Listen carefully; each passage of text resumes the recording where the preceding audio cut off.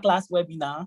Like I said earlier, this is the YPG week, YPG Lagos week 2021, and it's a 4-day event. Today marks day 2 of the event. Yesterday was day 1, which was our opening ceremony we had at the zone Bagada. And for most of us that joined in, we can see that it was a major event. It was a huge one, and we had so many participants, both physically and virtually, on our various streaming platforms. So, but what we have for you today is a masterclass that is sponsored by Pfizer, and alongside the topics that we are going to be discussing, we also have product presentation on 2 products that we are very familiar about, especially those that work in community pharmacies. So that's all we have for us today, and I'm very sure that it's going to be a very, very delightful and educative session. So before I proceed, I'd like to welcome every one of you, and I'm glad that we are all here to enjoy this masterclass webinar, because thanks to courtesy of YPG Lagos. So I can see that pharmacist Harrison Enechukwu is on, and I would like to give a brief introduction of pharmacist Enechukwu Harrison. So pharmacist Harrison Enechukwu, our very dear pharmacist, is an experienced clinical pharmacist, and he has demonstrated a history of work experience in clinical research, pharmacovigilance, and HIV and AIDS. And this is very clear that he is the best person to give us a discourse, a masterclass on sexually transmitted diseases. Pharmacist Harrison Enechukwu is a fellow of the West African Postgraduate College of Pharmacists, and like I said earlier, is the head of department of the General Hospital, Abo, in Delta State. So I welcome pharmacist Enechukwu Harrison to start his discussion and the topic on how we can manage uncomplicated sexually transmitted diseases. So welcome, sir, pharmacist Harrison Enechukwu. Thank you. I hope everybody can hear me. Yes, sir, we can hear you. All right, good afternoon, everybody. My name is pharmacist Okechukwu Harrison Enechukwu. It's a pleasure to be here with you today for today's presentation. In a few minutes, or rather seconds, I should be able to share my screen.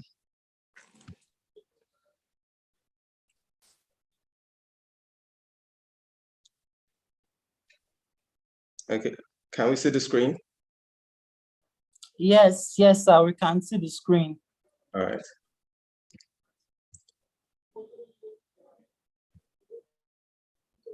Okay. So I'll be making a presentation on the management of uncomplicated sexually transmitted diseases. To go about the presentation, we'll be going through this content, a brief introduction into the topic we'll be discussing. We're looking at the situation of STDs in Nigeria.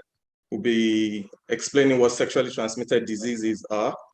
Then we'll be looking at key considerations on the line treatment of STDs, the role of the clinical pharmacist, and then I shall conclude the presentation.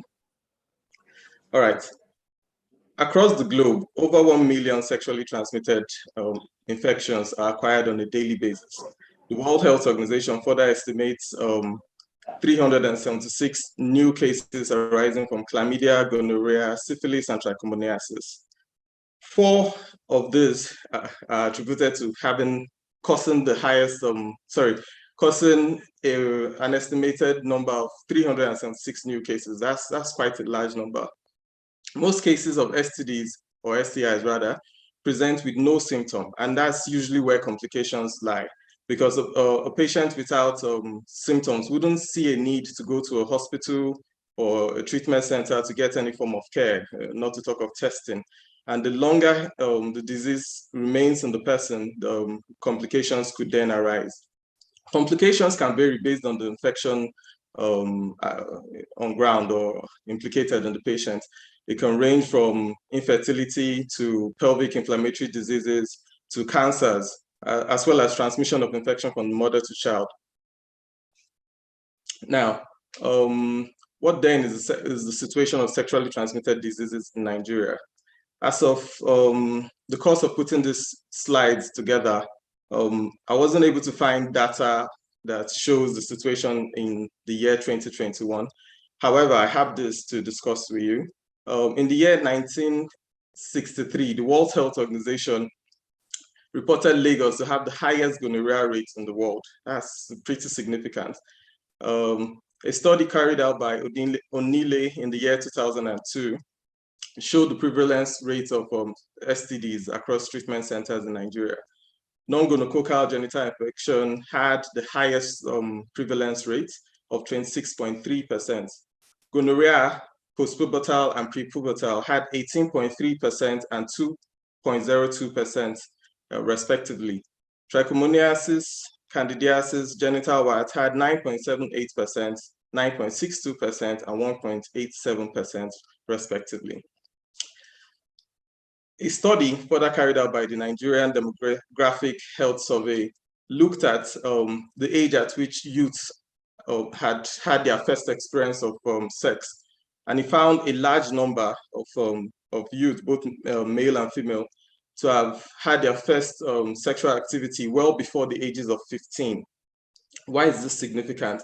This is pretty significant because when you're assessing cases as a clinician, there's a tendency to want to ignore symptoms that you're seeing, which are indicative of an STD, merely because of age. So I hope that by the time we are done with this presentation, we wouldn't merely be excluding symptoms because of age, since studies are showing that more people are engaging in sexual activities at an early age, well before the age of 15.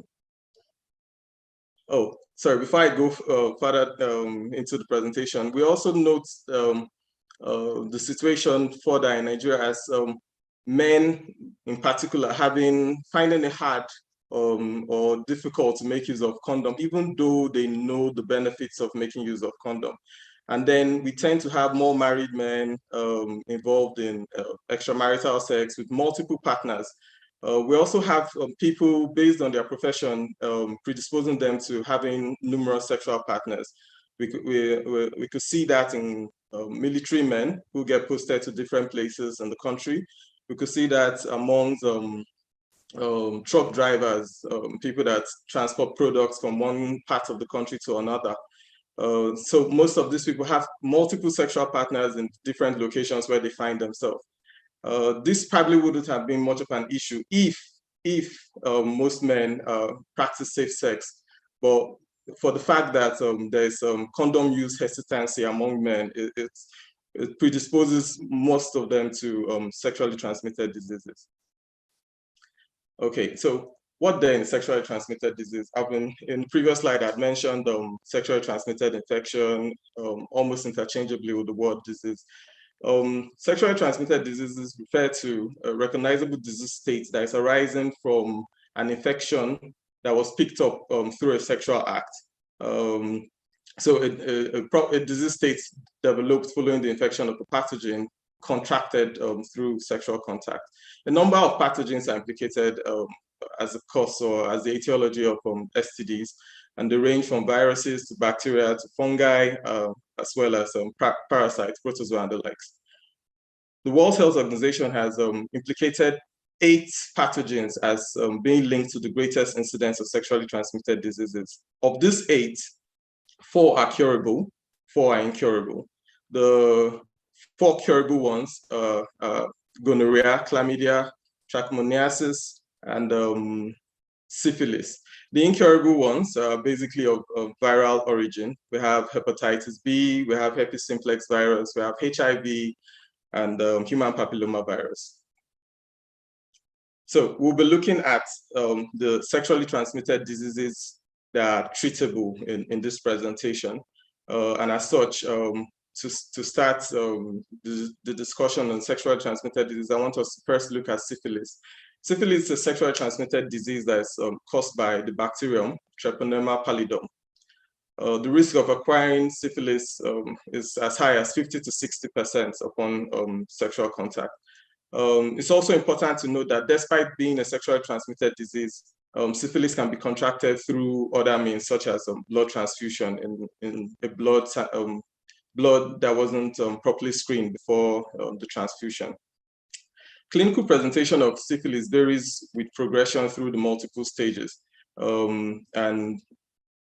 We have different stages of syphilis. We have the primary, we have secondary, we have latent, and the tertiary.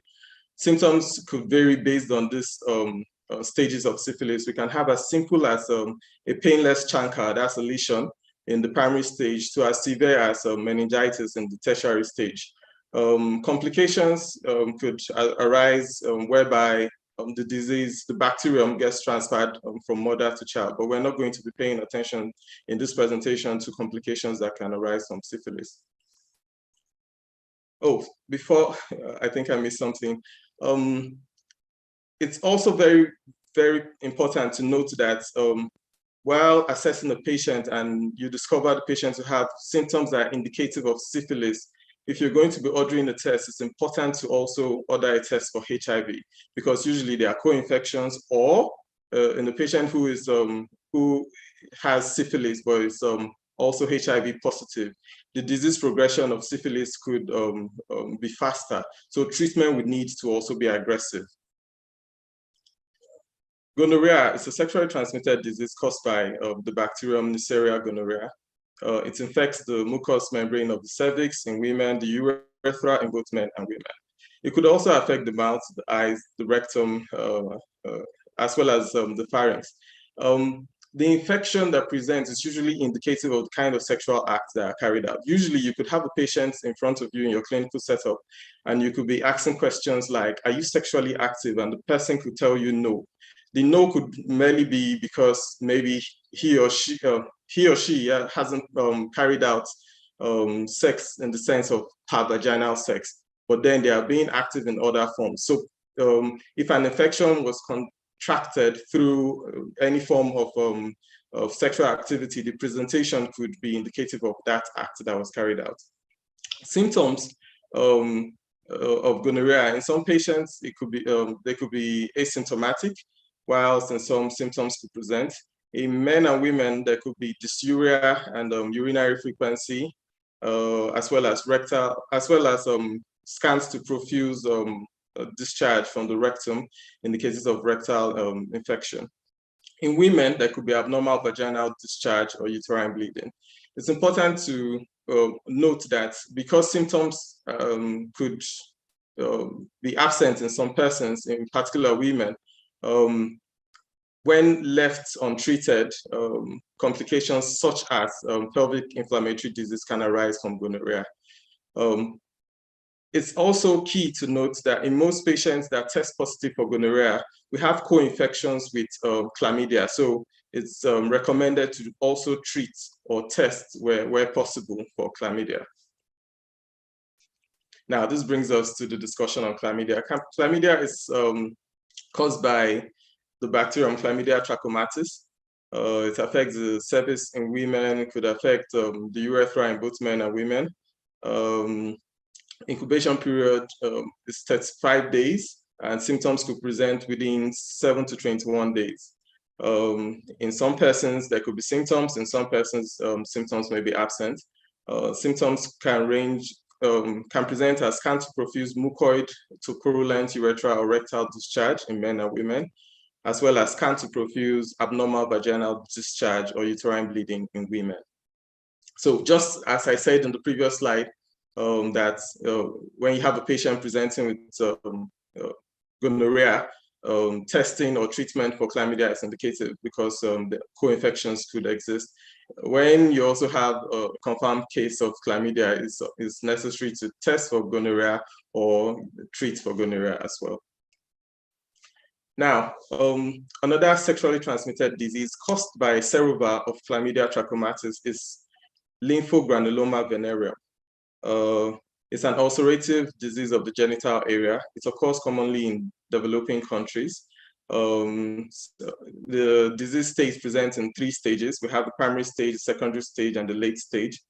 Primary stage could present with as simple as a painless lesion, which could erode, form an ulcer, and eventually heal. Secondary stage could present with bilateral or unilateral lymphadenopathy or inguinal lymphadenopathy. Late stage could present with fibrosis, fistulas, as well as strictures of the anogenital region. Now, viewer discretion is advised, though I believe we're all clinicians here. So let's look at this. We have a picture here depicting a case of lymphadenopathy presenting in secondary stage of lymphogranuloma venereum. We can see the swelling towards the right leg, per se, or the inguinal region, per se. So you could see these symptoms and use them in making your clinical judgment. Next, we have trichomoniasis caused by protozoa. Has an incubation period of 3 to 28 days. About 70% of infected persons present with no symptom. Once again, complications can arise merely because of that. In men, symptoms can range from itching the penis to burning sensation after urination or ejaculation to discharge from the penis. In women, symptoms could present as itching, burning, redness, or soreness of the genitals, discomfort with urination, as well as abnormal discharge, which could present as whitish, yellowish, or greenish discharge with a peculiar fishy smell. Chancroid. This is a genital ulcer disease. It's caused by a bacterium known as Haemophilus ducreyi. The infection is common in several parts of the world, including Africa, Caribbean, and Southeast Asia. Haemophilus ducreyi is transmitted sexually by direct contact with the lesion. And autoinoculation can also occur. Autoinoculation refers to a state whereby the infected person, probably by making contact with the lesion with his hand, touches another area of his body with that same hand. He could introduce the infection to a new area of his body. That's basically what autoinoculation refers to. The organism has an incubation period of 1 to 14 days. Disease typically begins as a small inflammatory papule, which after some time could erode and form a very painful, deep ulcer. These points are key because you could use it in making your clinical judgment. Without treatment, the lesions may last weeks to months, and complications such as suppurative lymphadenopathy may arise. So I would like to show us a picture of the genital ulcers resulting from chancroid. So we have this picture here. Next, we're looking at donovanosis. That's just another name for granuloma inguinale. It's caused by the bacterium Klebsiella granulomatis. The disease occurs rarely in the United States, but then we tend to see it in some developing countries. The disease presents clinically as a painless progressive ulcer without regional lymphadenopathy. The lesions are usually vascular and can easily bleed upon contact. Now, this point is key.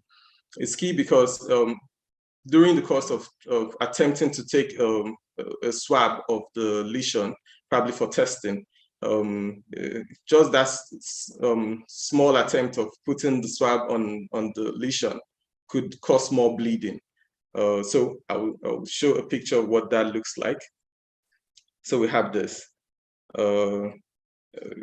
We can see how ugly this presents. So we move on to non-gonococcal urethritis. Non-gonococcal urethritis is a non-specific diagnosis. The etiology range could be linked to so many pathogens. Chlamydia trachomatis is usually the major cause of the infection. However, other microorganisms are implicated in it. We have Mycoplasma genitalium, we have T. vaginalis, we have Haemophilus species, and so many more. Most times, testing may not show which is indicated or which microorganism has caused the disease state. So clinical judgment is key, as well as what we refer to as syndromic management of sexually transmitted disease. We shall discuss that further down this presentation. Clinical presentations could present as urethral discharge, irritation to dysuria, and meatal pruritus. So to make your judgment that's key considerations on the line treatment of STDs. While trying to make your choice of antimicrobial regimen, there are a few points to look at. We have efficacy, safety, cost, compliance and acceptability, availability, coexistent infections. Now, when we look at efficacy, we're saying that before you decide on what drug to pick, you should be certain that the drug is going to give you the best result for treatment. And whilst being efficacious in treating the disease, it should also have a good safety profile. It should be cost effective.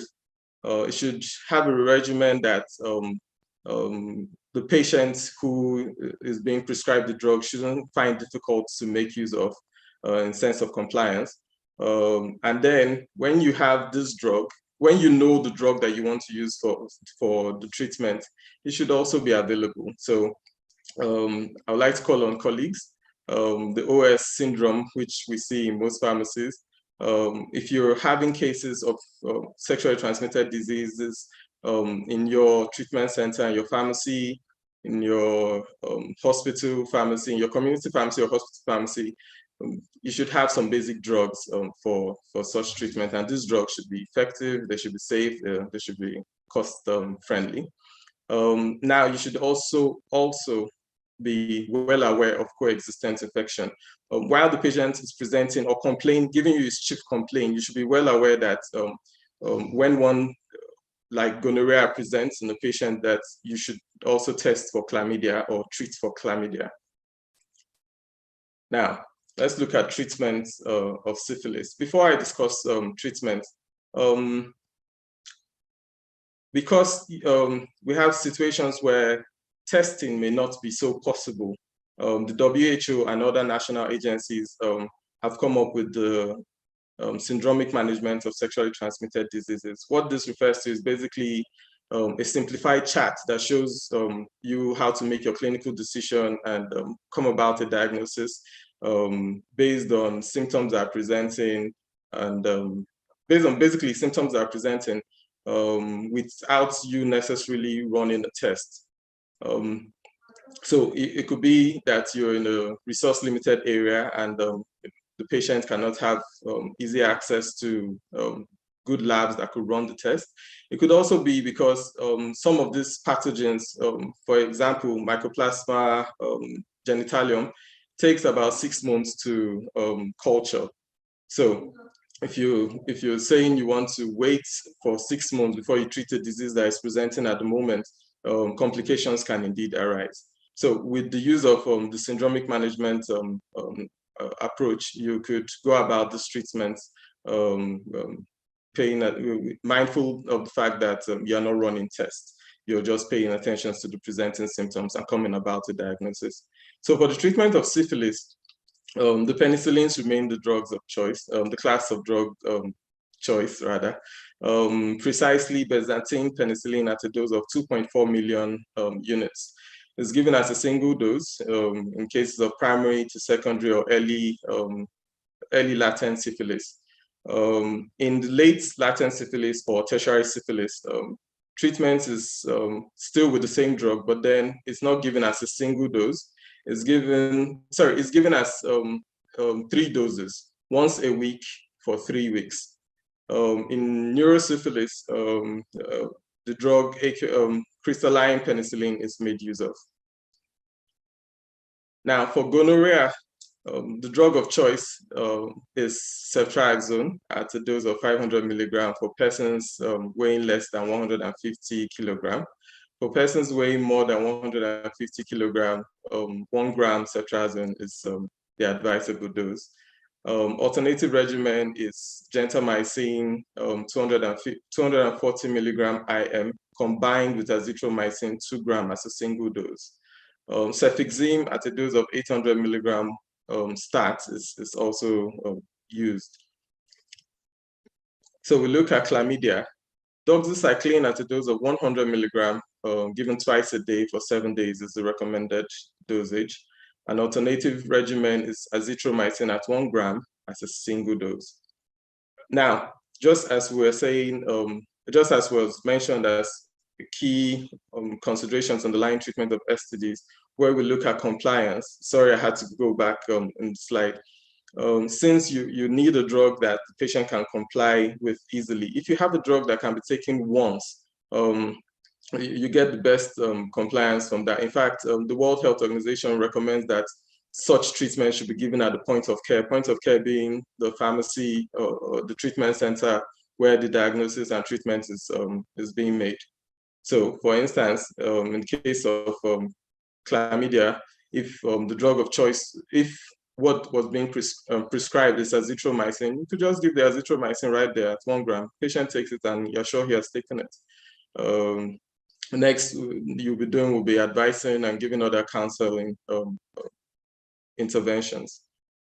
So treatment for lymphogranuloma venereum, doxycycline is the recommended regimen, recommended drug as first line at a dose of 100 milligrams twice a day for 21 days. Azithromycin at 1 gram is an alternative regimen. 1 gram once a week for 3 weeks. That's a pretty long duration of treatment, but then it's convenient when it's once a day, once a week, and 3 weeks. So that's just like 3 doses that the patient will be taking. Trichomoniasis, for the treatment of trichomoniasis, the nitroimidazoles remain the drug of choice. Forgive me for using the brand name here. Metronidazole at a dose of 2 gram orally is indicated for men, while metronidazole at 500 milligram orally twice a day for 7 days is indicated for women. An alternative regimen is tinidazole at 2 gram as a single dose. So if one was handling this and you had a patient who, for example, a woman who may not want to be on a drug for more than 5 days, if you had tinidazole, you could easily place her on that and be sure that she's taken the treatment for the disease.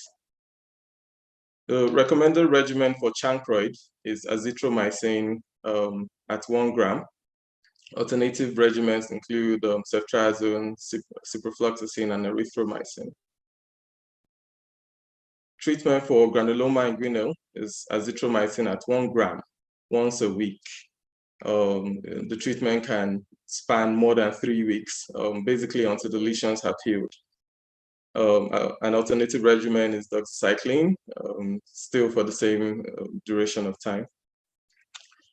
Non-gonococcal urethritis has doxycycline as its first line treatment at a dose of 100 milligrams twice a day for 7 days. Alternative regimen will be azithromycin 1 gram once, just a single dose, which I also believe will be more convenient for the patient. Now, where does the pharmacist come in? The pharmacist can adopt 4 C's of good sexually transmitted management, which focuses on counseling, compliance, condom use promotion, and contact treatment. Counseling is one thing to have the patient presenting with sexually transmitted disease and you having the right drug and administering those drugs to the patient or dispensing those drugs to the patient. But then you also need to properly counsel the patient. For instance, he could have questions or concerns on how long he should stay away from sexual acts during the course of treatment or after the course of treatment. You should be able to advise the patient properly. You should give drugs that the patient can comply with. I've stressed that over and over. Then you should, as much as possible, promote condom use. The goal of that is this: if you're able to increase number of people that use condoms, there could be a marked reduction in the number of cases of sexually transmitted diseases. Then you also look at contact tracing as well as treatment. Know the number of persons he or she is sexually involved with. Then if possible, get them to come also for testing as well as treatment. And once you've done that, then it means you've adopted the 4 C's of good sexually transmitted infections management. Next is to ensure the availability of a cost-effective anti-infectives. So we, as earlier discussed, do everything within your powers to eliminate out-of-stock syndrome and have the right drugs for the right diseases at the right time. Then we also need to stay abreast with new treatment guidelines. Health, as we know, it is dynamic, so things are changing by the day. A treatment guideline of last year could be very different from what we have this year. So one just needs to remain abreast with this new treatment guidelines. Then you make use of the syndromic approach when you're in resource management, resource limited areas, and you need to treat such sexually transmitted diseases. Okay, so if prompt treatment occurs at the first point of contact, which could be a primary health center or a community pharmacy, the number of STDs will be expected to decrease. And it's important to note that in chemotherapy, we have a saying, get it right the first time. So if you're able to use the right drug at the right time for the right disease,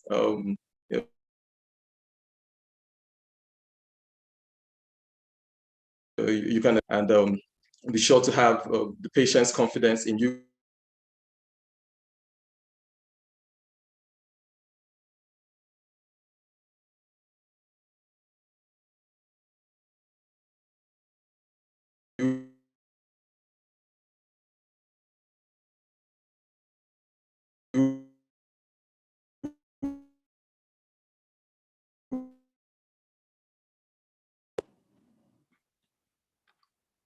So I think we lost the connection. We can't hear you clearly, sir.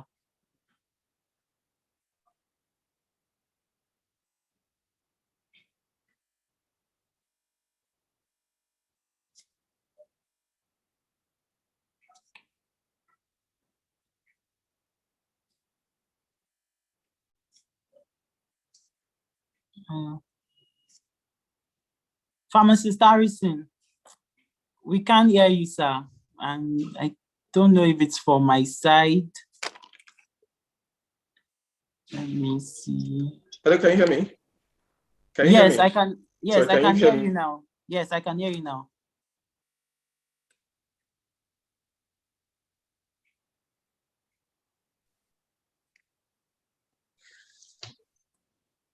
Yeah, you can go ahead, sir. Okay, thank you. So basically, that's, I think, I was already concluding. Bottom line is to ensure rational treatment, rational drug use in handling of sexually transmitted diseases. And on that note, I would like to bring my presentation to an end. Thank you for the opportunity. Thank you very much, sir, for granting our request and giving this beautiful presentation on the management of uncomplicated sexually transmitted diseases. We appreciate you for that brief and concise, discussion on the management of uncomplicated sexually transmitted diseases. So I learned a lot, and I would like to even share some of the things that I've learned, but I would like to see if there are any questions in our chat box, so you can.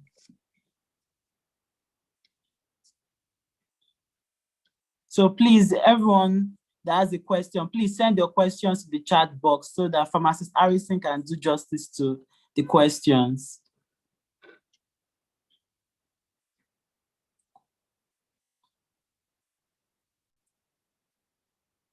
Well, it seems there is no question. So I have a question, and that is on the 4 C's. I understood the counseling part very well, the compliance part, The condom use promotion, I understood that very well. But that contact tracing and contact treatment, how effective is it in Nigeria? And a lot of us, like the stigma around sexually transmitted infections, I may not want to let the doctor or the pharmacist know who I had sex with. So is it very effective? And based on your line of work, I know you have experience. It's only as effective as you can. Can you hear me? Yes, I can hear you, sir. All right, it's only as effective as your pharmaceutical care can get. And also as much as the patient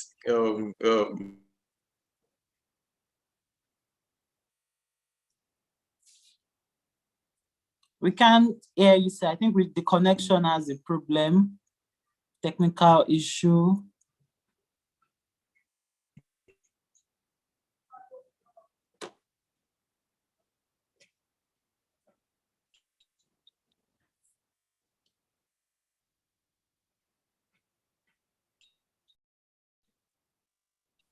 powers to explain why.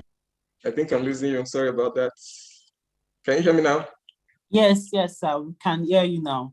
Okay, I'm sorry for the poor network. As I said, basically, the intervention will be based on your professional capabilities and how much the patient is willing to comply or adhere to whatever you're advising him to do, him or she. The patient could decide to tell you stories about who he had sex with last, not being close by, and so he can't come. In fact, I have, from my most recent experience, I tried to get the patient to come by for treatment along with a sexual partner, and he refused bluntly, which just made me understand that most likely it might have been a random thing. He doesn't have a good relationship with this person, and so he probably would not find it easy to tell the person to come along with him for treatment. So then I advised him to ask the person to go to a nearby hospital for testing, which he agreed to with ease, but I'm not sure he would have done that still. So you can only do the little you can in that. Yes, sir. Thank you very much for that answer, sir. I really appreciate. There is a question in the chat box. Someone asked, for the treatment of gonorrhea, when recommending cefixime, since the dose is either 400 or 800 orally, start, what should guide the dosage selection? Yes. Sorry, can we take that again? Okay. For the treatment of gonorrhea, when recommending cefixime, that's the drug cefixime, since the dose is either 400 milligram or 800 milligram orally, start. What should guide the dosage selection? Okay, According to the CDC's 2021 sexually transmitted treatment guidelines, 800 is the recommended dose. One might want to argue that or dispute that. Another case you could use or you can look at is ceftriaxone at a dose of 500 milligram for treatment of gonorrhea. The dose as provided by the guideline for with the use of cefixime is 800 milligram as a single dose. So that should be it. So if you're using that as a clinician, you know you're backed up by a treatment guideline. You are not making that judgment arbitrarily. Oh, okay, sir. Thank you very much. I don't think there's, let me see. So that's all on the question. Thank you very much for an impactful presentation. I'm sure every one of us have learned a lot. Me in particular, I learned that we should not eliminate age. That age is a factor that we should always consider because young people are having unprotected sex these days. So we have to consider age. We should not eliminate age when we are clicking our patients. I learned about the 4 curable and the non-curable ones, syphilis, gonorrhea, chlamydia, trichomoniasis, those are the curable ones. And then we have the viral ones like HPV, herpes, hepatitis, and HIV. Those are the non-curable one. And also heard of co-infections, like where you have to treat for syphilis and HIV, aggressive treatment, and also for chlamydia and gonorrhea, it can be a co-infection. Yeah. And then the 4 C's, counseling, compliance, condom use, protection, and promotion, and contact treatment. Yeah. And then lastly, you ended on get it right the first time with the right drug at the right time and at the right dose.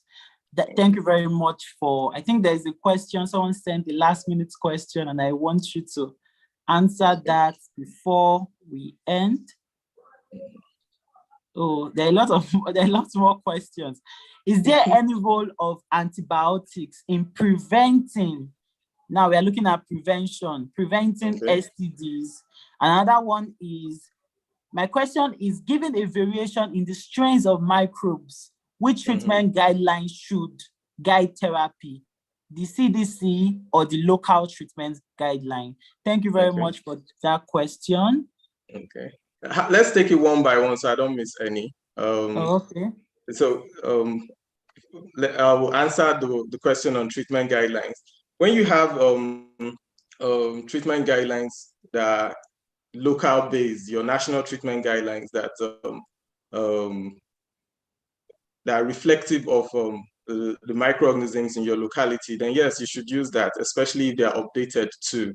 But if it's not updated, then you can look for the most recent ones to guide your judgments. That's my answer to that. Then the other question, sorry, I don't think I remember it. The prevention, antibiotics in preventing STD. Okay, it's not advisable. It's not. In HIV, if in persons living with HIV, drug like Septrin is used for prophylaxis, but in immune competent persons, it's not advisable to place a patient on antibiotics basically for prophylaxis of an STD that's not presenting. No, it's not. Okay. Don't think there are any more questions. Let me look at the chat box. So that's all. Thank you very much for the concise, and it was very, very insightful and very concise. So we move on to the next thing on the agenda. That's the presentation. If you all noticed, the slides, pharmacist Harrison slide had a lot of azithromycin here and there. So that shows that azithromycin is a popular candidate for today. So our next presentation is a product presentation by Pfizer, and the presentation will be done by Jacqueline Unso from Pfizer. So I hope Jacqueline is here to give us that product presentation on azithromycin, which has been a popular candidate in today's lecture in managing uncomplicated STDs. Hello, good afternoon. Good afternoon. Good afternoon. Good afternoon. And doctors in the house. I'm sorry, I've been battling with network. So I would like to share. I've not been given the right to share, so if that can be done.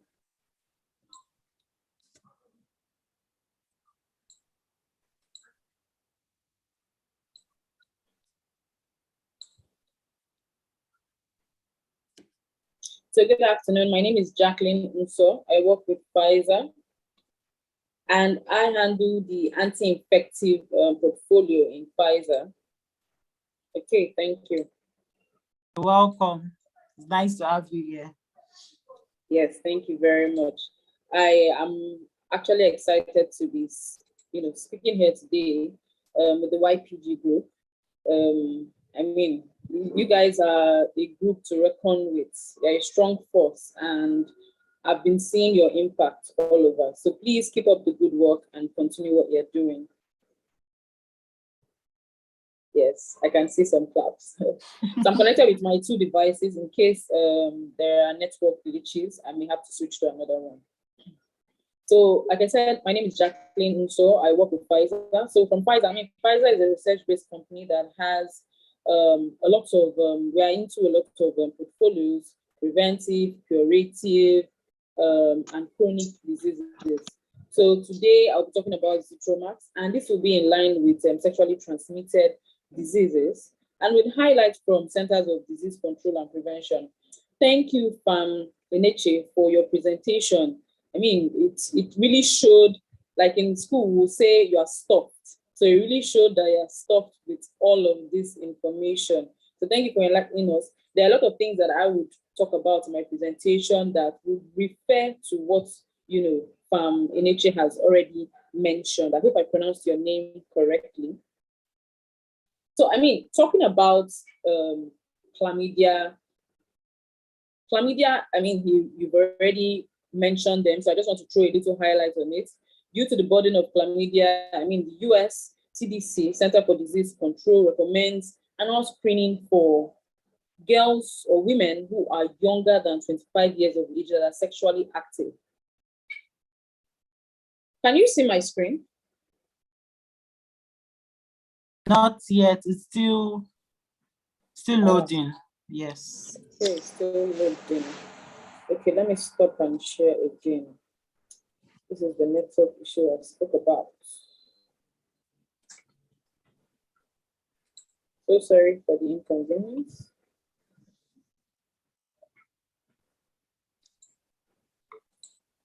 So I'll share again.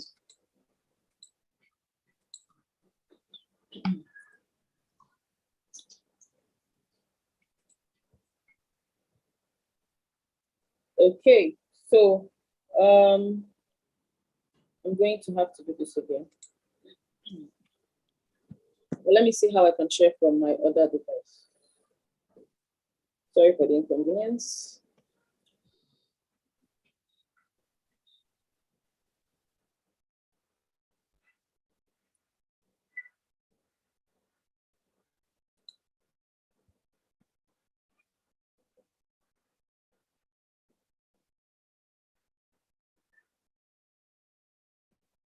Hello, can you still hear me? Yes, we can. Okay. Yes, we can hear you. Okay, all right. Sorry for the inconvenience, please.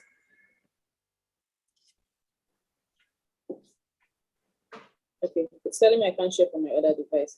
Okay, so I'll just continue, and if my screen is able to pop up, it will pop up. Okay, no problem. Go ahead. Okay. Yes. So as I was saying, I mean, the US Center for Disease Control says that, I mean, women who are sexually active, younger than age 25, need to be tested, need to be screened because the body of chlamydia is on them.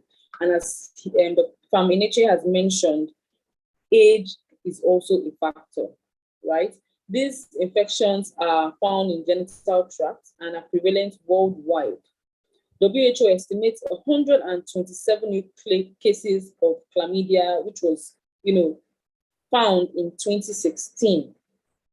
Now, in men, it is also associated with non-gonococcal urethritis and epidermitis.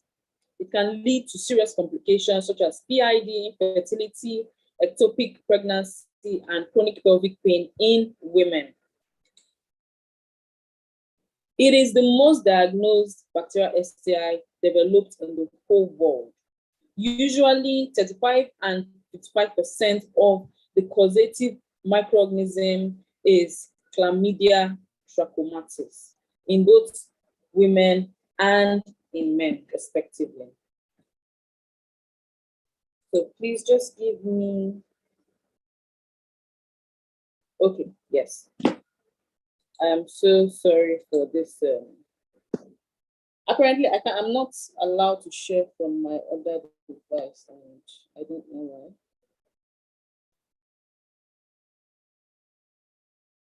Can you see my screen? No, we can't. It's still loading. No, we can't see the screen yet. Okay. My network was going fine, but when it's time to present. Okay. Can you try and start? Okay, stop sharing from the one you are trying to, then try and share from your other device. Yes, I'm trying to do that. I think I've stopped sharing from that device already. Yes. Okay, can you see me now? Can you see my, okay, let me start again. Not yet. Apologies for the inconvenience. Okay. It's we Yes. can see your screen now. Okay. So you can put on full screen mode. Yes. Okay. Sorry about the inconvenience, please. Okay, so this was where I stopped, right? So let's talk about Neisseria gonorrhea. I mean, as he already mentioned, NH already mentioned chlamydia, he mentioned gonorrhea, chancroid, and these are the areas where zithromax, play a role in. So I've already spoken about chlamydia and how it is the most prevalent STI in the developed world. 35% of the causative microorganism is usually Chlamydia trachomatis, and it can be found in fertile and infertile women, respectively. Talking about Neisseria gonorrhea, approximately 45 to 85% of men with epididymitis have had these infections. It is a very common infection, and WHO figures estimate 87 million new cases. As he mentioned, gonorrhea follows chlamydia infections as well. Okay, usually they follow, like he mentioned, where you find gonorrhea, there's a high chance of you finding chlamydia. So gonorrhea is actually the second most commonly represented and reported STI in the US. Now, looking at zithromax therapy for these bacterial STDs, both non-gonococcal and cervicitis. So it covers Chlamydia trachomatis and Neisseria gonorrhea. Now, one of the beautiful things about zithromax, it actually covers the properties that he talked about in terms of the drugs used. That the drugs used should be efficacious, it should be safe, it should be cost-effective, available, and compliant. And you can also have an antibiotic that can be used in coexistent infections. And zithromax actually answers all these properties. A beautiful thing about zithromax is that it has a very distinct pharmacokinetic profile compared to other antibiotics. And this is due to its high tissue selectivity. It has a very high tissue penetration. Most other antibiotics are found more in the plasma, but zithromax is found to be highly tissue bound. You can find high concentrations of zithromax in gynecological tissue and prostate, and they are usually above the MIC, which is the minimum inhibitory concentration, for pathogens for several days. So giving zithromax today, you can actually find it still in the system between 3 to 7 to 10 days, depending on what you're treating. And the fact that it can be used compliantly, short course duration, just once a day. It is rapidly absorbed and distributed into the tissues. As I've mentioned, 10 to 100 times greater than the levels in the serum, which is unlike most antibiotics, like the penicillins and cephalosporins that are more found in the plasma. Now, this is as a result of its long half-life. Its half-life is about 60 hours. So that is over 2 days.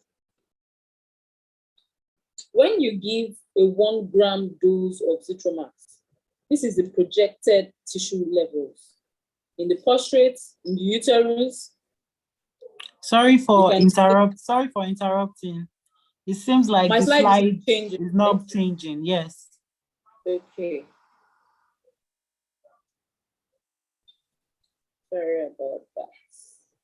I have switched from one network to 2 other networks, and Okay, I got disconnected from my other device. Okay.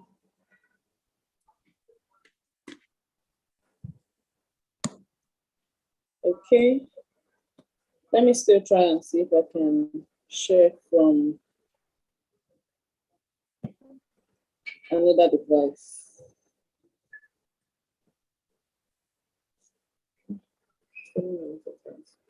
Okay, so sorry for the inconvenience, please.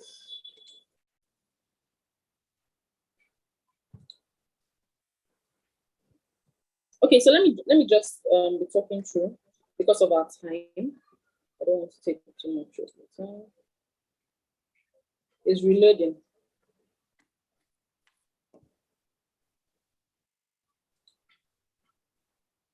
So Zithromax has high tissue concentration. Most of the other antibiotics are found more in the plasma.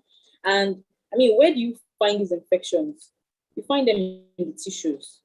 So if you have an antibiotic that can get to the site of the infection, which is the tissue, then that antibiotic will do you a whole world of good in taking care of that infection. That is what Zithromax offers to the patients. Please give me a minute.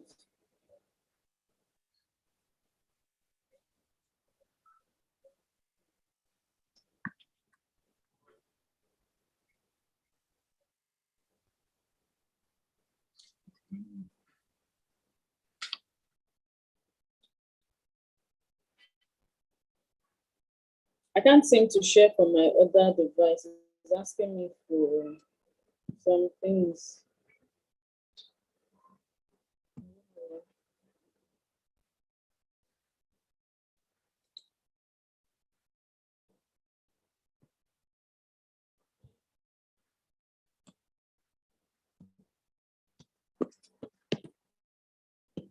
Just give me a minute. Thank you.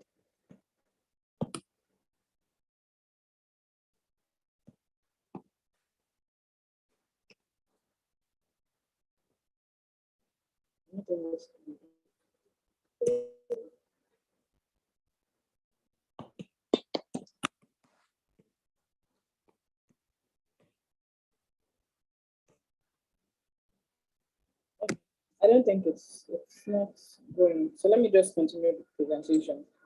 My apologies for the delay.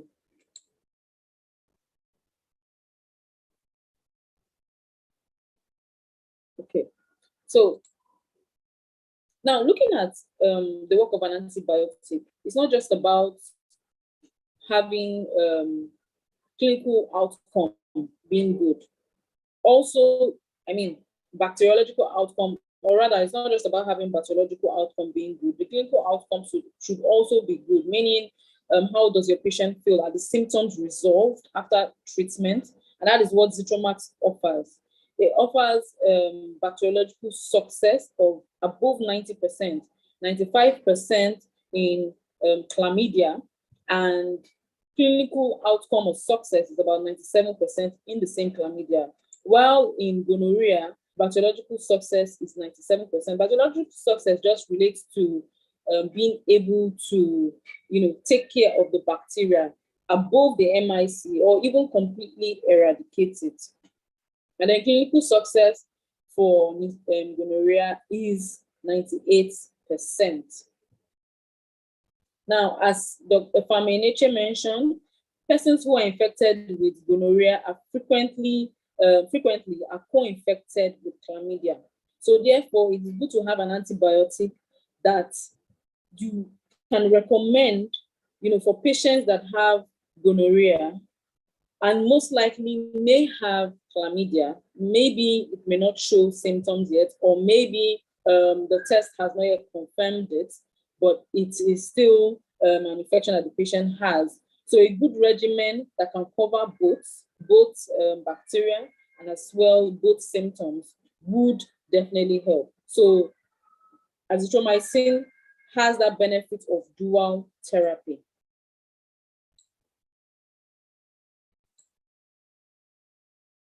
Okay, I think I am back up.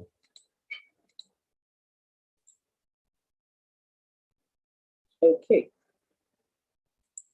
My apologies, please. Hope you can still hear me. Yes, we can. And we can.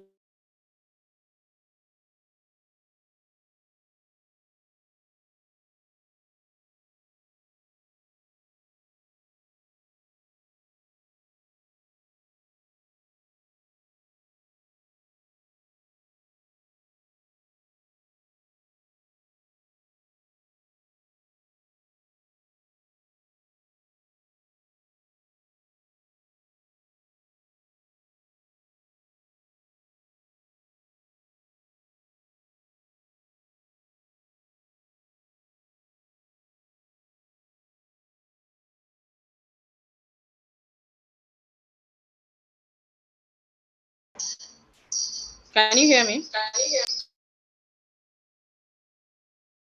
Yes, we can hear you. Please go ahead. Okay. I'll have to share my screen again.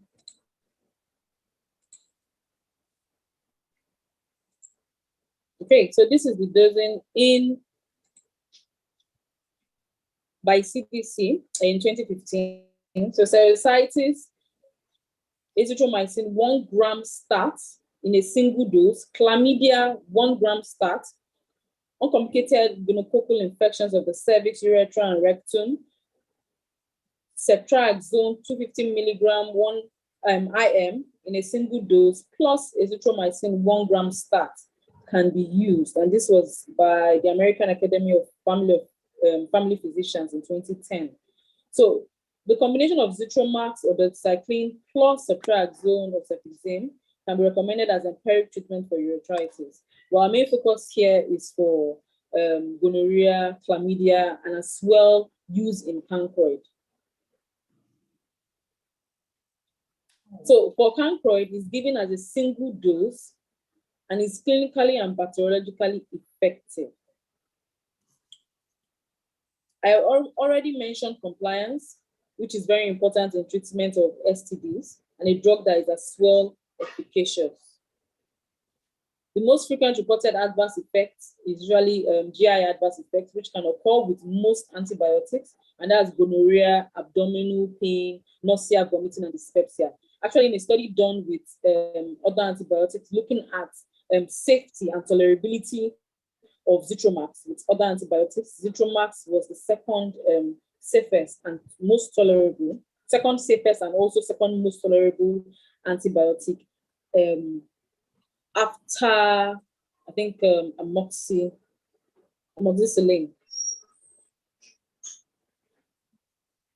Yes.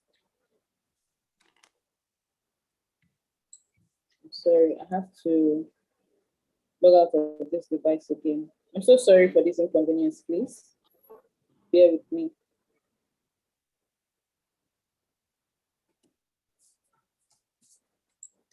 Okay.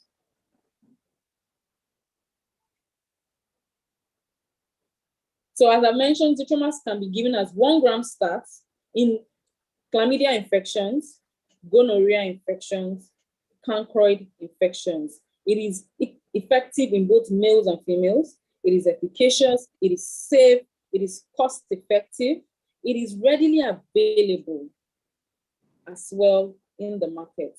So thank you for listening. My apologies again for the inconvenience. I would try and work on my network for the next presentation. Thank you. Thank you very much. Well, we realized that there were some technical issues, but regardless, we enjoyed it and we enjoyed the discourse on azithromycin, how it's the right choice, how it's efficacious, it's safe, it's cost effective, it's available, and it's effective against coexistent infections such as gonorrhea and chlamydia. We talked about the dual therapy.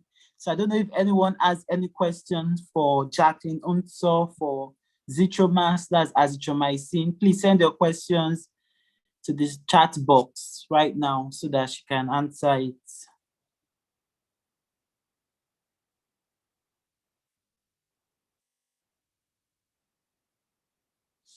Well, it doesn't seem that there is any question, but I have a question though.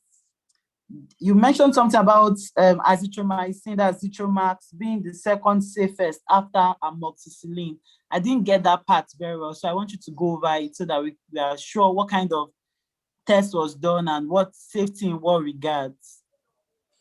Okay, thank you for that question. So there was a meta-analysis of 45 randomized controlled trials comparing azithromycin, that's Zitromax, with other antibiotics in treating, though it was in treating upper respiratory tract infections, right? Now, the percentage of adverse events that led to discontinuation, so that's like a measure of tolerability, showed that, and the most common adverse events or adverse effects were GI symptoms, nausea, vomiting, and diarrhea. It showed that Zitromax had 0.8% after amoxicillin that had 0.6% in terms of tolerability and side effects. Oh, okay. Yes. Yes, that's good. And thank you for that information. At least we know that the popular antibiotic, azithromycin, is also very safe, and as well as the other highlights that were mentioned earlier. So thank you very much, pharmacist Jacqueline Onso of Pfizer, for that presentation on Zitromax. So the next thing on our agenda is on the topic, the current trends in the management of dental infections. And that would be by Dr. Kehinde Akinwande. So before Dr. Kehinde Akinwande comes on, I'm going to read a very short profile. I'm going to read this profile out. So Dr. Kehinde is a dentist, graduated from the College of Medicine, University of Lagos, and has worked with both private clinics and government hospitals. He is currently a resident doctor in the dental and maxillofacial surgery department of the National Hospital in Abuja. So that's a very solid profile, and we know he's going to do justice on the topic. So I invite Dr. Kehinde Akinwande to come up. Thank you very much. I hope everybody can hear me. Yes, Dr. Kehinde, we can hear you. Thank you. Thank you. The Young Pharmacist group, I greet everyone. My regards to everybody, and I like the lectures that I heard before from Harrison and from also the Jacqueline from Pfizer, talking about Zitromax. Let me just share my screen and we'll kick off.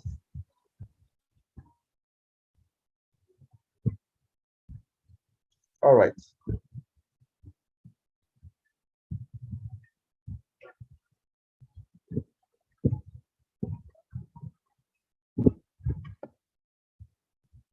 Yeah. Can we all see the screen, please? Yes, we can see the screen. Okay, so basically, this is a topic that has to do with is a phase that is away from pharmacy. However, I'll try as much as possible to bring it towards pharmacy. And as I continue, if I know it's going to be a bit strange, but I'll try my best to explain a few things before we go. I have my outline here on what we're going to talk about, but before that, I'll just quickly talk about the oral cavity and the tooth, because majorly everything I'm going to be talking about, it has to do with this area. So, of course, I'm sure you can see this is the teeth and the mouth. We have the upper and the lower teeth, and you have your tongue as labeled, as you can see. We're going to be talking more about the teeth and the gingiva, the gums. These are the gums. This is the soft tissue that surrounds the hard tissue of the teeth. The teeth is not just this form. It has both the crown and the root. And the crown is what you see outside. The root is what is most hidden. But in cases of disease conditions, you find out that your root is being exposed and all that. You can see I will be talking about the dental pulp also, because when infection happens, as it gets towards the pulp, there is always serious problem. And also the gums, if there's a detachment of these gums from the tooth, there's usually something we call gingivitis or periodontitis. Periodontitis has to do with more of the supporting structure of the tooth. This is the tooth here, the supporting structure of this tooth. Like as you can see, the cementum, you see there's a bone here, which is also a part of the supporting structure. The ligaments that hold them together. And please, as much as possible, I'll try to make it something that you can read through, and so that you can follow as I continue. The objective basically is for you to know the etiology of dental infections, the presentation, how it presents, how to see a dental infection, then I'll also summarize the treatment options, then also talk about the interprofessional team strategies that has to do with that support the pharmacists, the lab scientists, the physicians, the family physicians, even as much as roadside workers and all that. So I would introduce dental infection as infections that originate from the tooth and the supporting structure, as I explained before, and it also spreads around the surroundings. And when facial structures are compromised, the infection usually tends to originate from either the pulp. If it's necrotic, that means it's dead, or the periodontal pocket. Maybe there is a hole in that, there's a detachment of the tooth from the gums, and there's a hole. Pericoronitis, also another term that just means inflammation of the gum around the tooth. They commonly present to clinics, the pharmacy. You can see most of dental infections. Usually they come into the clinic, they come to the pharmacy. Sometimes I call them the roadside hustlers. But of course, you know, there are chemists. Some people term themselves chemists, some term themselves herbal, traditional herbalists and all that, and help to fight our dental infections and eventually cause more trouble. But eventually, it's also important that we try as much as possible to get educated from all this. Although major infections can be treated in a non-emergent way, as long as it is recognized early, and if the correct management can be given, so that it would help the patient, and also awareness as well. So the dental infection has plagued humans for as long as humans have existed. There has always been dental infections. It usually was a common cause of death. However, with recent researches, it has reduced, but still, we've not been able to eradicate bacterial infections. And generally, in the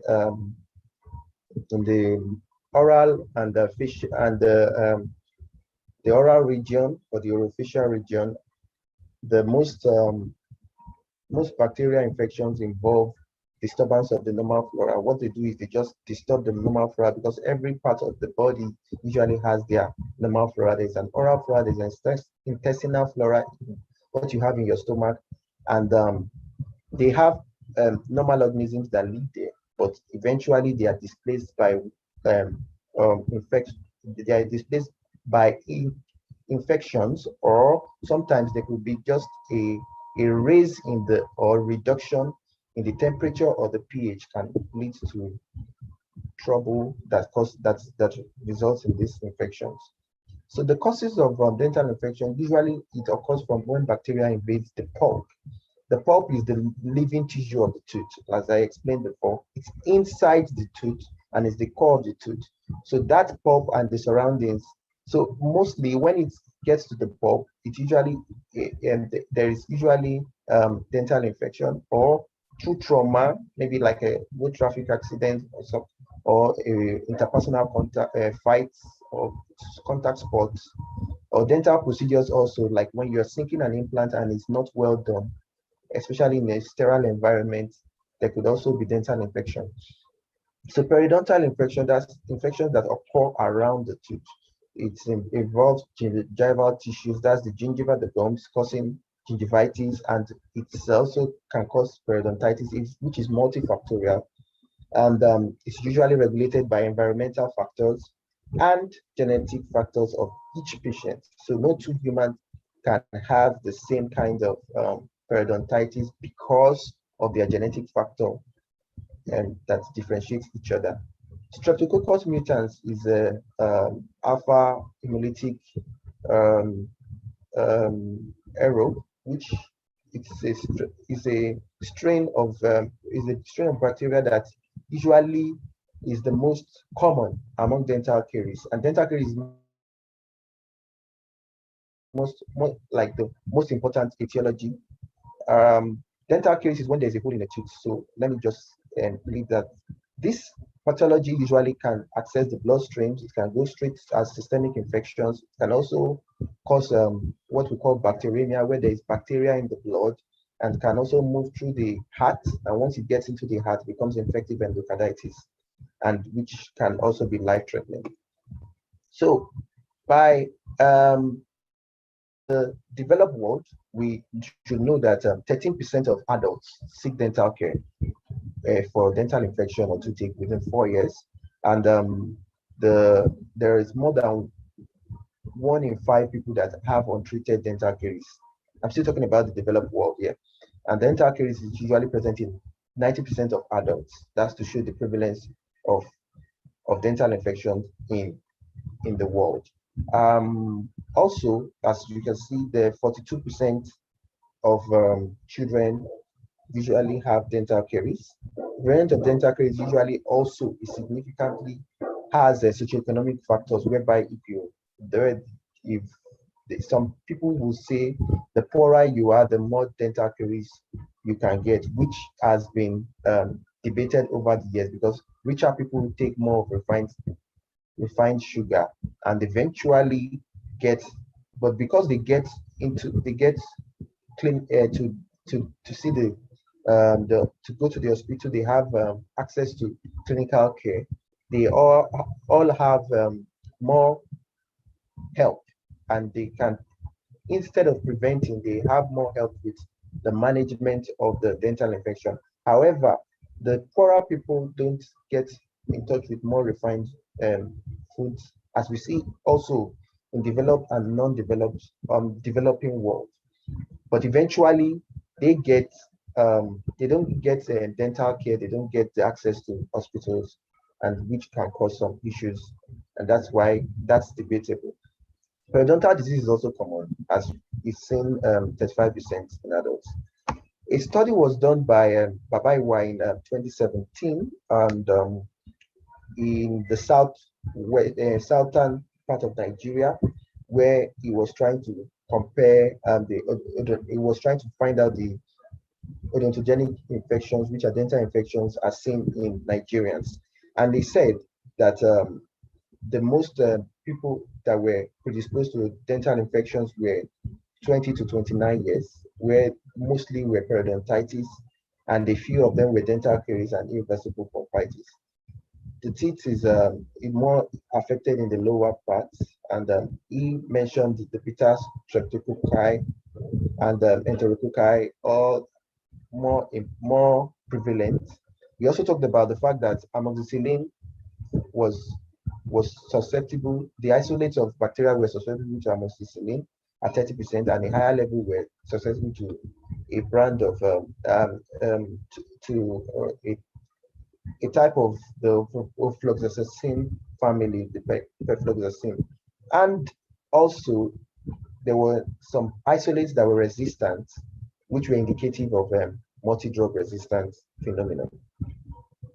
The pathophysiology just tells us what really happens, especially that causes, what really happens in the process of the dental infections. Usually, when we have dental plaque, you have a biofilm. Of course, we are aware that biofilm is just a collection of bacteria where you have which are usually naturally occurring on the teeth, and can also be on restorative materials as well.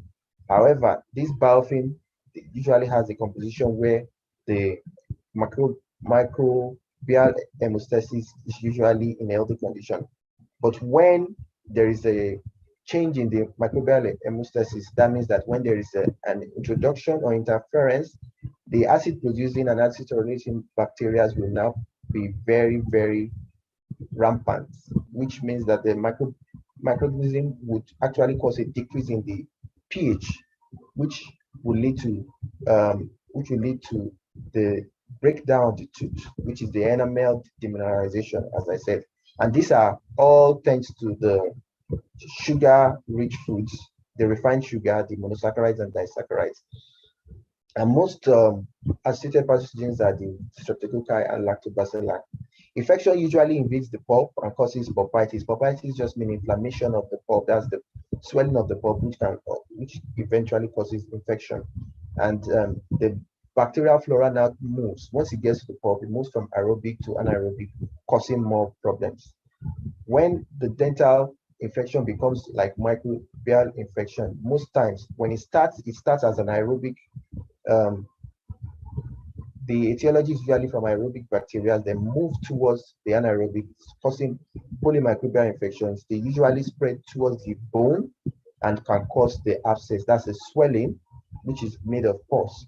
And on the other hand, the biofilm can also go through the gingival epithelium, that's the gingiva, cause an inflammatory response, whereby there is a destruction of the tissues that support the tooth and leads to periodontal disease.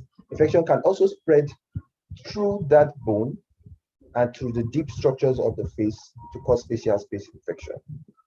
How do they present? Dental caries usually can be acute, chronic. It can come in different colors. It can come as brown, yellow. It can be soft. It can be black and hard. And once there can be pulp exposure where you can see the pulp. The pulp may not be as red as it should be. It's going to be a bit darkened because it has been infected and is exposed to the bacteria. So the patient with reversible pulpitis, that just means that the treatment can be reversed, the inflammation can be reversible. That will come in with severe toothache, and they'll be saying that, okay, they can present to you like, sometimes they say they have, when they take cold or hot drinks, they get that pain from their tooth. Sometimes they can just feel like the pain just comes on its own. That's when it's irreversible, and it's usually worsened at night. That's the irreversible pulpitis. Gingivitis, swelling of the gingiva and the swelling of the periodontal supporting ligaments are often present with usually halitosis. That's bad breath. They come in with bad breath. They come in, they say they bleed after brushing their teeth, and their gum, they have gum pain in some cases.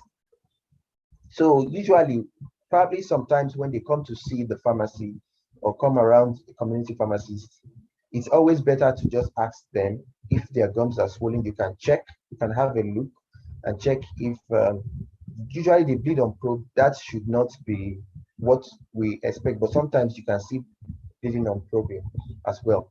You can also see pockets whereby the gums that are holding these tooth are fled away.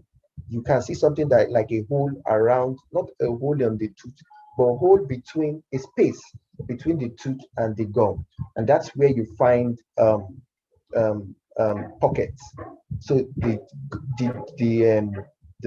gums can also recede. I'll show you pictures as we continue, so you try and understand. There could be abscess, that's the swelling around the root of the tooth. That's why it's called periapical, within the apex of the tooth. The abscess can originate from either the pulp or the periodontium or the pericoronal area. The more serious complaints may be fever, there is a facial swelling, trismus, that's inability to open the mouth, dysphagia, difficulty in swallowing, difficulty in speech, also dysphonia. When the patient cannot speak well, the patient has a funny tone. Sometimes they have what they call the hot potato voice, where there's a hot potato in your mouth, and you try, once the patient is talking, you can always tell that there's something in the patient's mouth and that makes this person not talk well. All this can just tell us that there are, just explain that there are more serious infections, and sometimes they may have respiratory distress. This one gets to a stage whereby they start breathing in very high tone, you just have to refer them as soon as possible. Once you see such in community pharmacy, you just have to send them away, because really you can't really do much than if the infection was a bit simpler, it would have been easier to try and arrest the infection before you send them. But such issues just refer directly. So please bear with me. This picture shows a lot of gory sites, but I'm sure that you can take it as you guys have seen more worse things than this. So let me start with this. Can you see my cursor? Yes. All right, good. So I'll use the cursor to describe what I'm talking about. First of all, we're talking about this tooth. A tooth, the stage of caries development can be enamel. Just this is the enamel. The white part outside is the enamel. The creamish color is the dentine, and the red color is the pulp. And that is exactly the colors of the color of the normal tooth.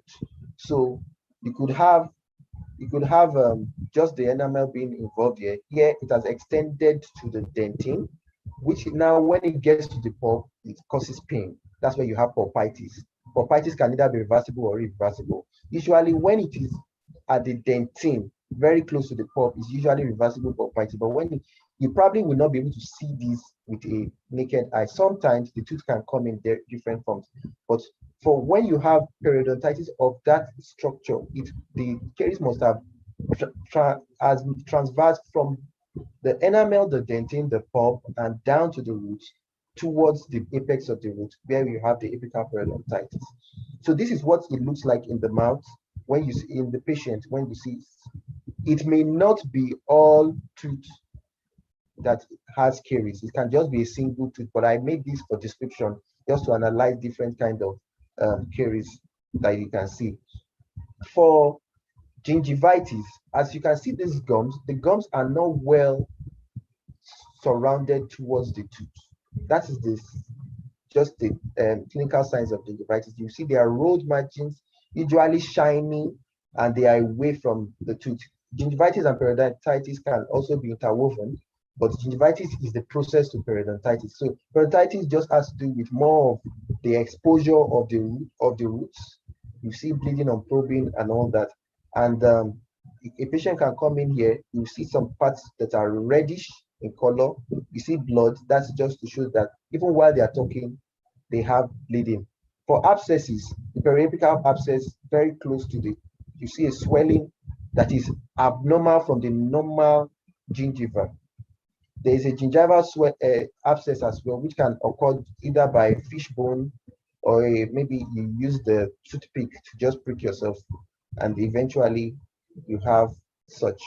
Periodontal abscess also just looking like the periapical abscess. However, it's very close to the tooth, but it's because you will see pockets that there's a space between this tooth and the gums.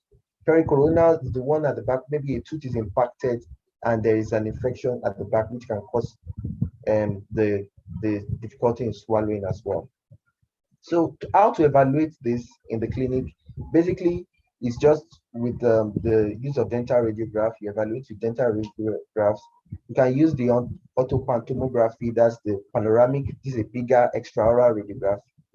You can use CT scans, which are current trends. MRI, however, also you can be used to find out the source of infection. And what they do really is to tell the source. They can also tell the proportion of spread, and also can tell the complications that can affect this tooth. Dental radiographs also can show the extent of caries and the periodontitis as well. Laboratory studies are also used for evaluation. Complete full blood count. Microscopy, culture, and sensitivity is very important and very helpful for patients to know the kind of antibiotics that are susceptible to such isolates, or to find out the isolates that the patient has and find out the sensitivity towards it. For patients with deep facial infections and sepsis warrant blood cultures, And lactic acid, once you have elevated lactic acid levels, you know that patient is going towards sepsis. And sepsis will tell that this patient there is bacteremia, that's the blood the bacteria in the blood, which can cause life-threatening issues. So management, I would always for my management, I always talk about prevention. And prevention, usually patients should receive counsel about dental hygiene and to prevent dental infection.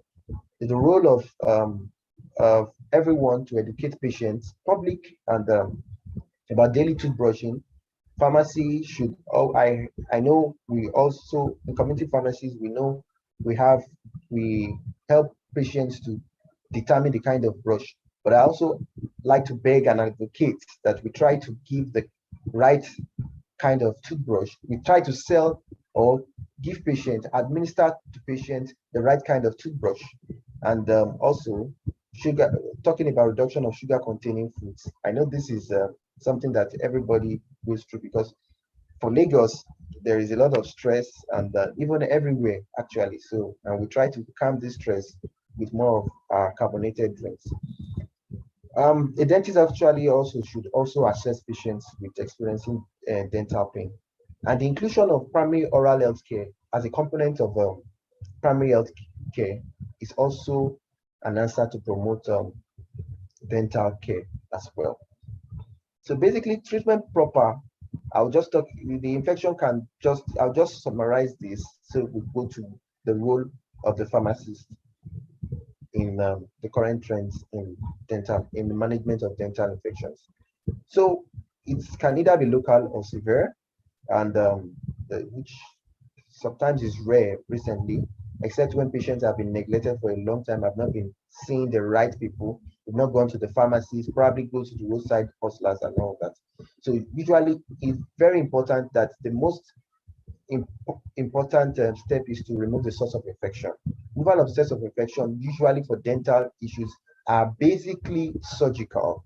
That means it's a mechanical process of trying to get out that tooth, or doing a restorative material as it's seen in dental caries, or the tooth extraction, or endodontic treatment like what we know as the root canal therapy.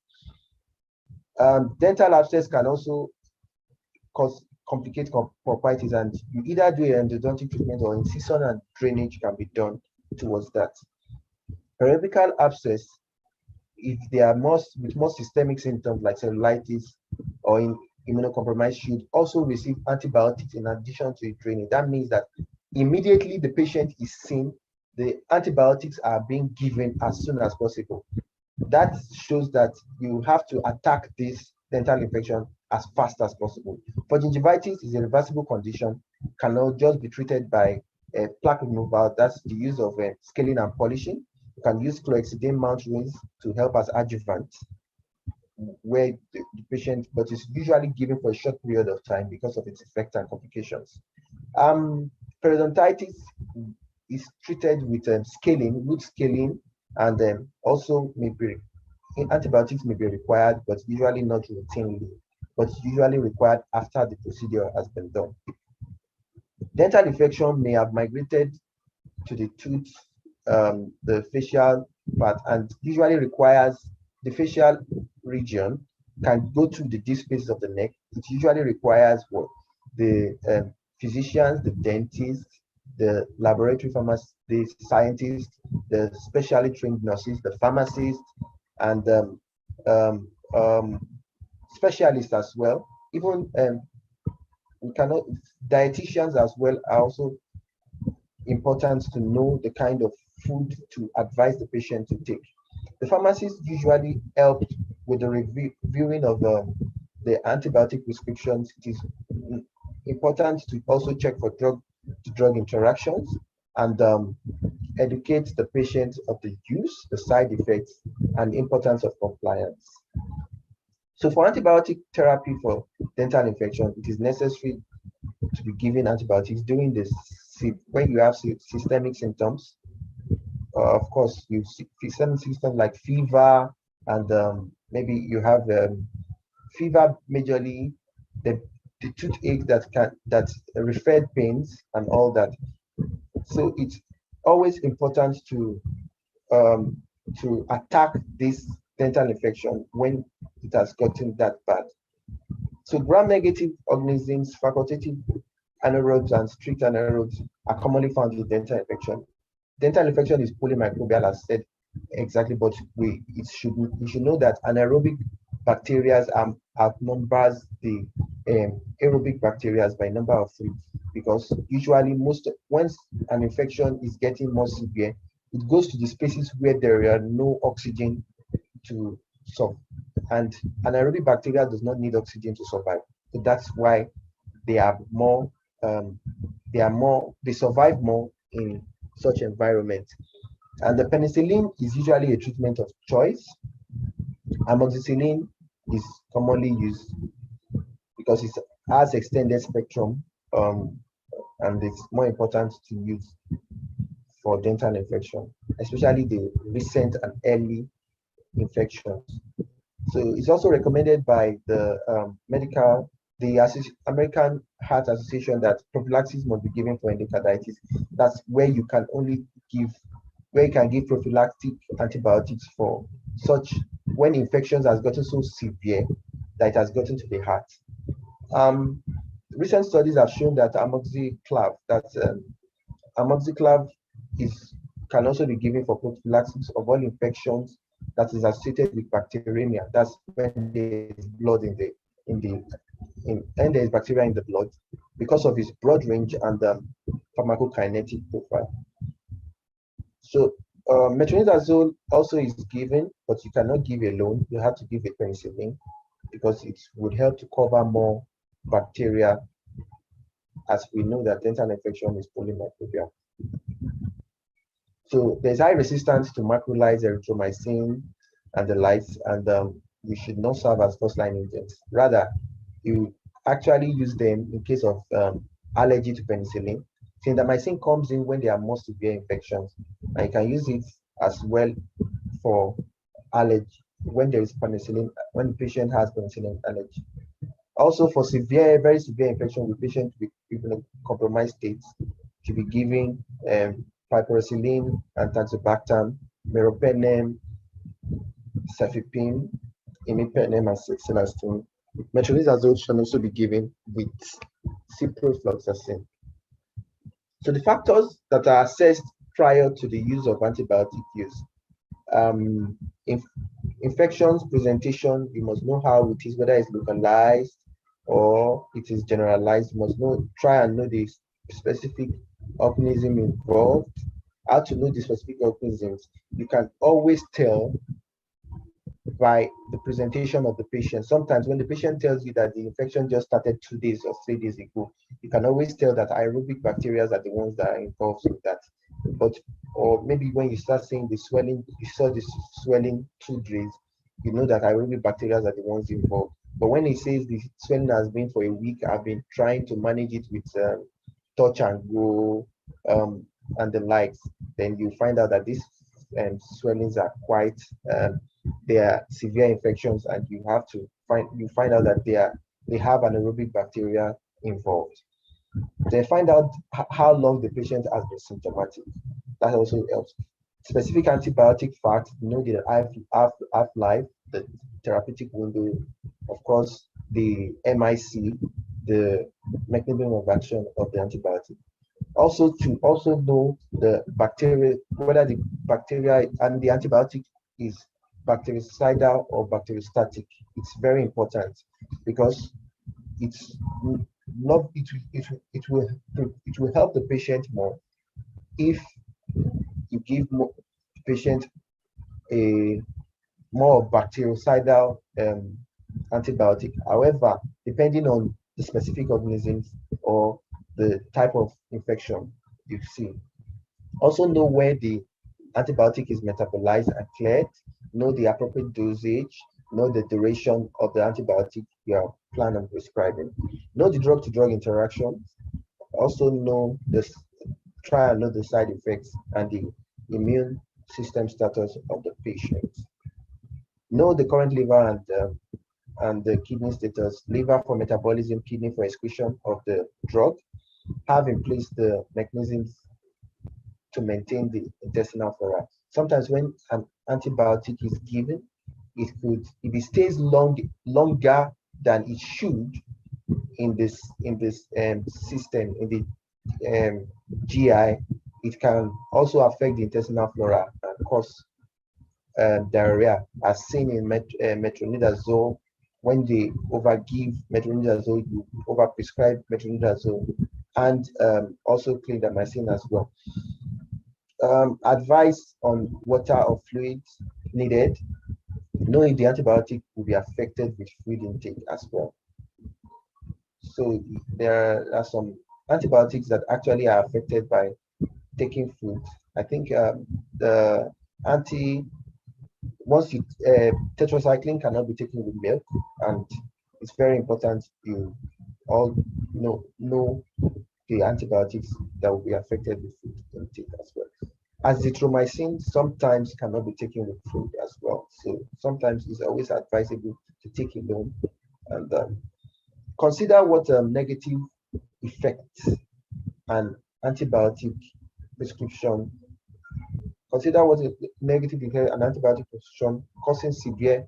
What's the adverse effect basically? Like I mentioned before, vomiting, diarrhea, or when you combine with oral contraceptives as well. Because recent studies have shown that antibiotics affect oral contraceptives, usually rendering them most times useless, eventually causing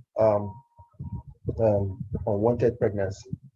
Know which antibiotic to use during pregnancy and of course during breastfeeding.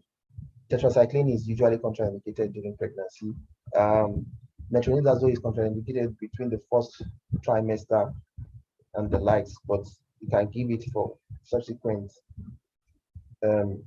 time. So this is just an algorithm just talking about how to treat bacterial infections, whether you need to, it just shows whether you need to do a sensitivity, bacterial sensitivity, or if the infection will likely go by just treating with your knowledge of antibiotics or knowledge of the disease condition. So it just tells us like the diagnosis of the bacterial infections confirmed. Have you confirmed that? Have you confirmed the clinical symptoms? If yes, ask for a bacterial sensitivity. That's where you use the MCS to find out which appropriate antibiotic is being used, and consider other measures, drainage of the abscess, and consider the length of the antibiotic treatment to appropriate guidelines. So also, if there are signs of more infections, you should do more evaluations to confirm it. If the signs of the infections have been subsided, complete course of treatment. If not, you have to go through to find out that this antibiotic, does it have poor penetrance? Maybe you have to change the antibiotic, and or the diagnosis might be wrong. So for analgesic and corticosteroids are also used for treatment of dental infections. Basically, paracetamol, the non-steroidal anti-inflammatory, should be given basically at any point in time. You don't have to use a sledgehammer to kill an ant.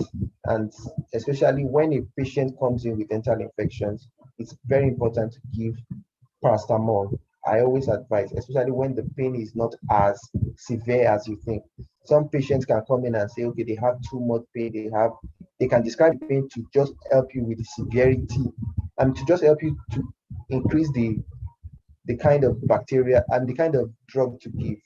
However, it is advisable to start with the smallest and the more over-the-counter drugs like paracetamol. COX-2 inhibitor, celecoxib, can also be given when patient has peptic ulcer. For patients with peptic ulcers and anticoagulant therapy, they have other immunocompromised states like that, should just be given paracetamol. Corticosteroids as presonerone and then dexamethasone has also shown to reduce the post-operative swelling, can also help with reduction of pain as well. So also dental infections and COVID, what is the correlation? It has been told, it has been, yes, by a report was presented in 2020 by some group of authors in Saudi Arabia that said that there is a connection between COVID and dental infections.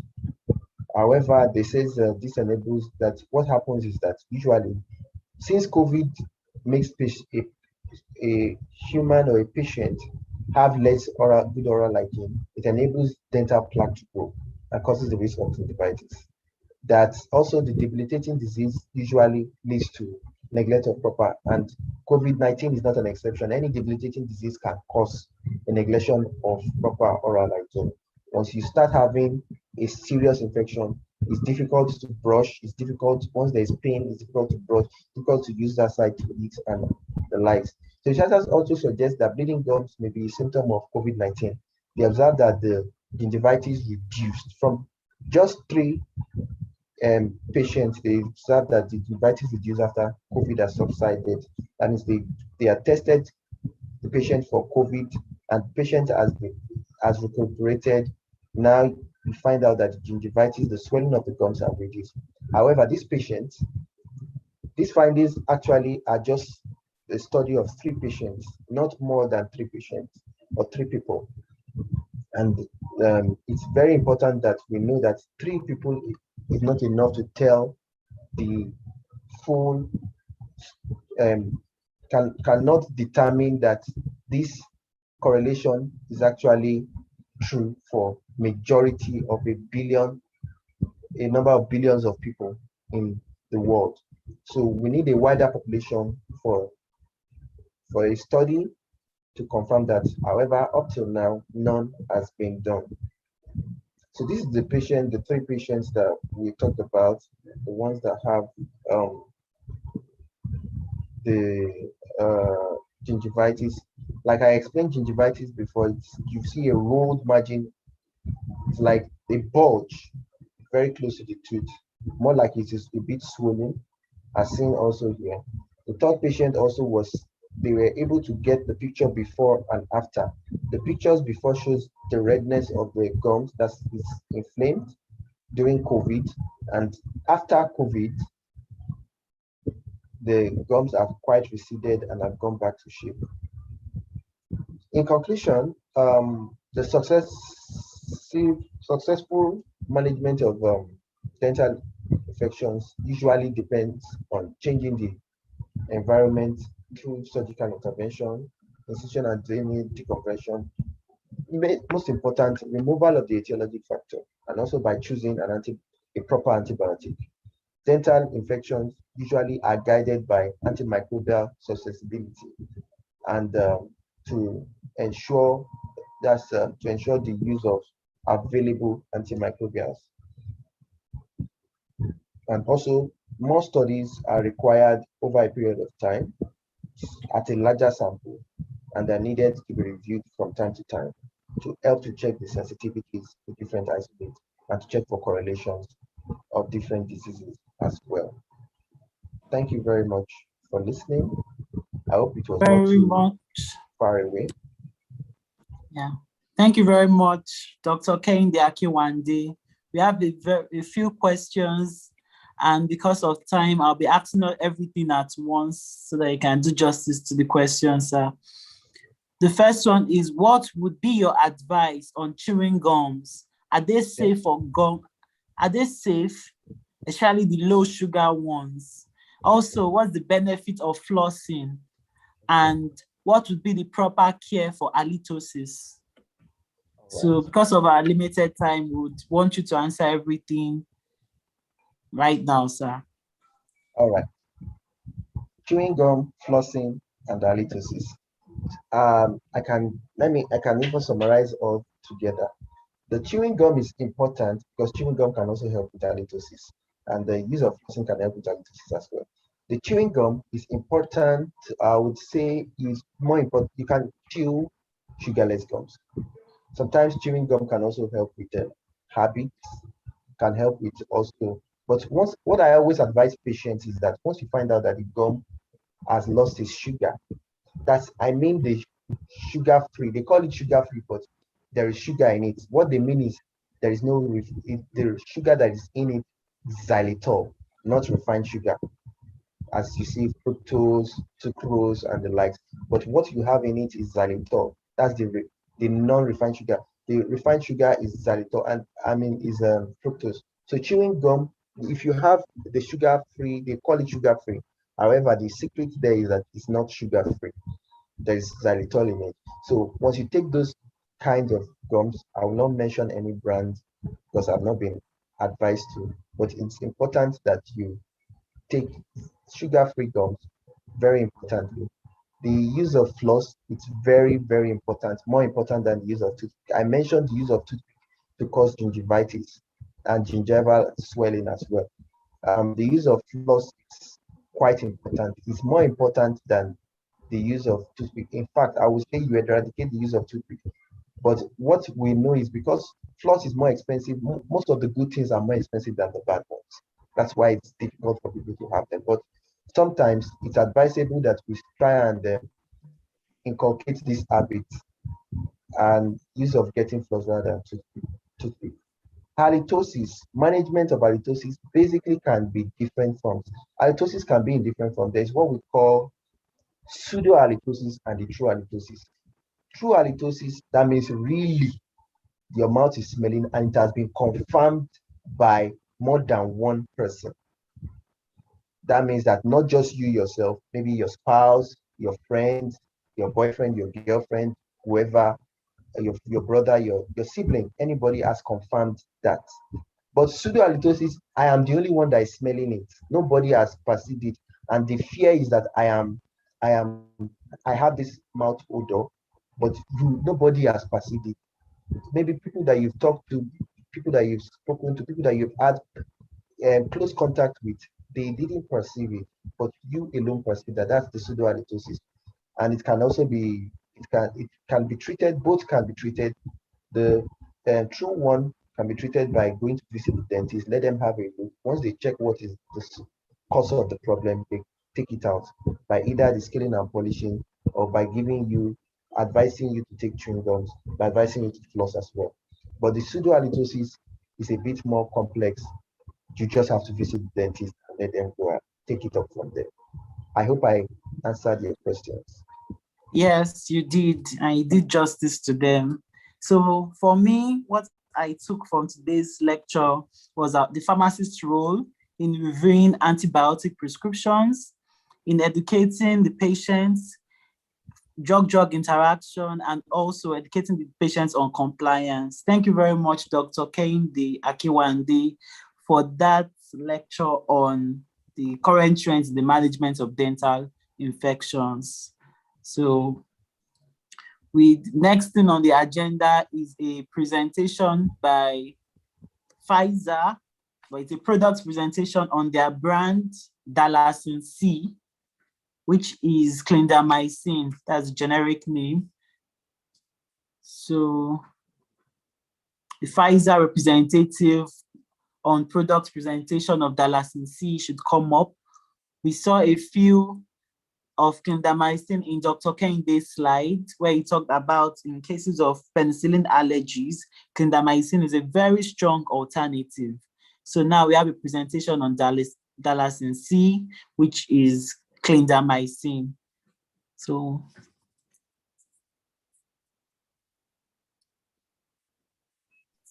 okay, thank you very much, Adekunle.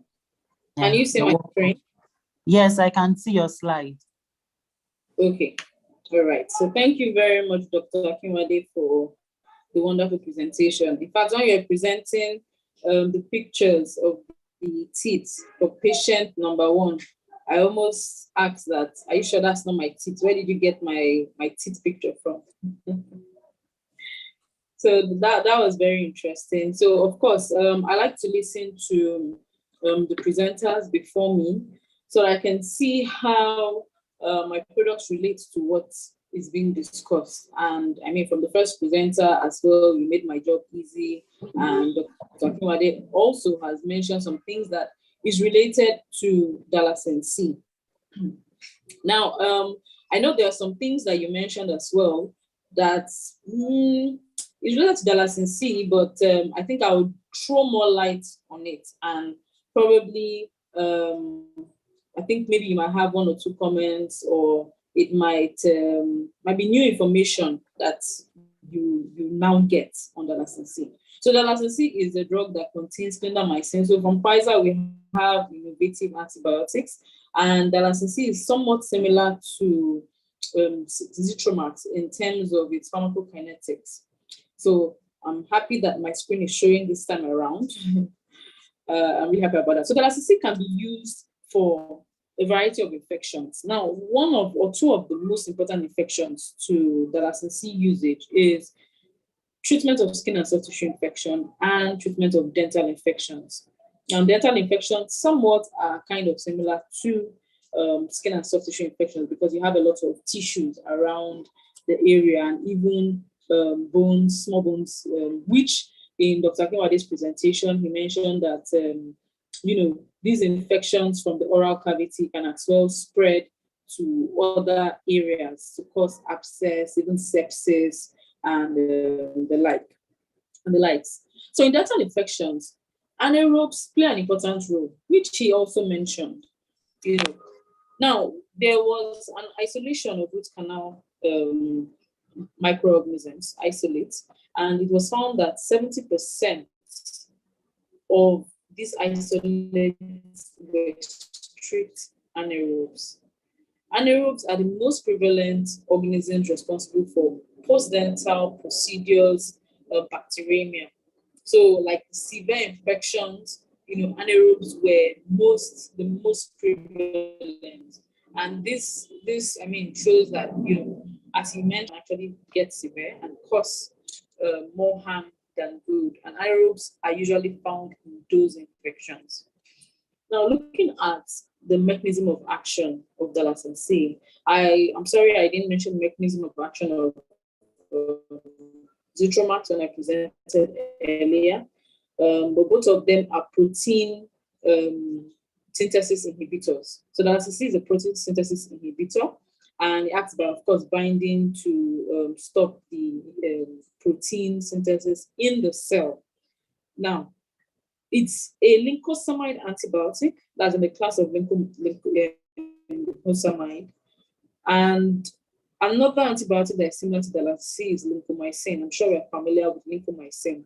However, lincomycin was also produced by Pfizer. But however, Dalasan C is like a modified version of lincomycin, better in efficacy, coverage, side effects, and also frequency of dosing. Dalasan C targets both anaerobes and gram-positive aerobes, which are usually found in most dental infections. It has excellent activity against these microorganisms. The oral pathogens, I've already mentioned this, can be disseminated from the oral cavity to other body sites. So most times they become abscesses. Now, let's look at this slide was supposed to come much later anyways, but let me take control of the time and also present it in time. So I know Dr. Akinwade mentioned, some of the drugs that can be used for dental infections, and most commonly is amoxicillin, which is beautiful. Dalasan C is also a drug of choice in dental infections, and this is because of some reasons. One of them is its coverage. As you can see from my screen, it covers aerobic bacteria and anaerobic bacteria, and these are the most likely to be found in dental infections. Looking at the aerobic bacteria, you have staph species, both staph aureus and coagulase negative staphylococci, streptococcus species, pneumoniae, and then the beta hemolytic strep, the viridans group of bacteria, and conibacterium. Now, we are comparing Dalasan C with metronidazole and amoxiclav. Dr. Akinwade has already mentioned that metronidazole should not be used alone. It's used mainly because of its anaerobic coverage. Now, looking at amoxiclav, which is also commonly used in dental infections. It has very good coverage in gram-positive aerobes, right? However, Dalacin C has better coverage than it does. Now, looking at the gram-negative bacterium, most of the time, you tend to see gram-positive and anaerobic bacteria in dental infections. Gram-negative comes in when maybe he has dislodged from the oral cavity to other sites, or the patient has complained of other situations, or you truly suspect a gram-negative infection, or as he has also mentioned, you have done a microscopy analysis and you've seen that there's a gram-negative infection present. And that's where amoxicillin really does play a huge role. But preferably, I mean, you still definitely find a lot of gram-positive aerobes in dental infections. Now, looking at the anaerobes, the Dalacin has better coverage over metronidazole in anaerobic coverage. As you can see, both the gram-positive anaerobes and the gram-negative anaerobes, actinomyces, Clostridium, Egetelia, Streptococcus, Streptococcus, Micromonas, and this which causes pain, Propionobacterium acne, Bacteroides, Fusobacterium, Gardnerella, and Prevotella. I believe Gardnerella is most commonly found in gingivitis. I think so. It's something that you find in gingivitis. And then looking at metronidazole, the anaerobic coverage is not as much. Anaerobic cocci, Gardnerella, Clostridia, Bacteroides, Fusobacterium. And looking at amoxicillin, it does not have enough anaerobic coverage. So from here, coverage alone, the Dalacin C has shown to be effective in terms of coverage in dental infections. And if you're going to use the Dalacin C, you do not need to combine with metronidazole because it's already doing the job of metronidazole even better. Metronidazole will be more beneficial where you have, as far as this is a computer-acquired infection, the Dalacin C can be a drug of choice. But when you're talking about a hospital-acquired infection, well, maybe that's where metronidazole would now come in. And then why not give an antibiotic that has the all-round coverage than where you have to combine. Most of the time, amoxicillin or amoxicillin is usually combined with metronidazole to have this dual coverage. So looking at penetration again, as I said, Dalacin C is kind of similar to Zithromax in terms of its penetration. It is highly, highly tissue bound. I mean, most antibiotics are produced based on the site of infection. Another thing that can be looked at again is how well does the antibiotic penetrate to that site. If it's not penetrating to that site effectively, then it's like you're pouring water into a tight, cold basket because your outcome may not be optimal. And that's where the Dalacin C also comes in. It penetrates better than other antibiotics. In particular, the penicillins, which I've mentioned before, penicillins are more found in the plasma. The highest levels are found in the tissues, mostly in the skin. Now, you can see how well the Dalacin C penetrates, that it penetrates from the tissues to even the bone. The tissue has different layers. The skin, rather, has different layers. So after the skin, you have the muscle and then the fluid cavity before you get to the bone. Dalacin C penetrates all the way into the different layers of the skin, down to the fluid, and then the bone. So it's possible you can also have bone infections, osteomyelitis, in dental infections. And the Dalacin C can as well be used. Now, I know for Dr. K, it's usually the case, most of osteomyelitis. However, the Dalacin C can be used for mild, moderate, and severe infections, and I would show where that will be along in my presentation. So as I mentioned, high tissue penetration even down to the bone and joints. The Dalacin C has good oral bioavailability. About 90% is rapidly absorbed following oral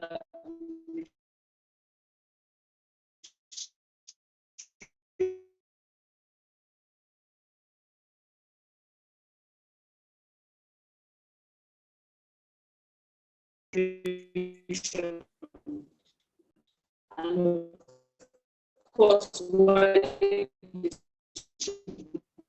into tissue. Now this is just showing the high penetration and concentration of Dalasin C in the oral mucosa.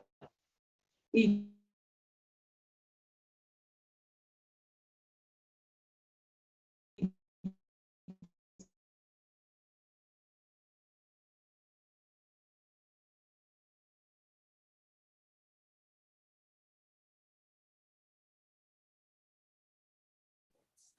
I think there is a technical issue. I'm not sure it's from my side. We can't hear you clearly. I mean, it's maintained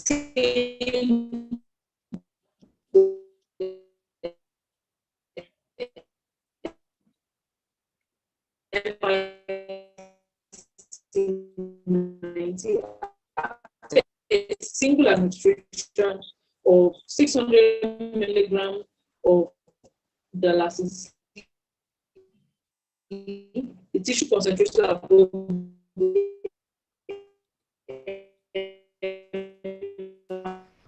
hello, you know,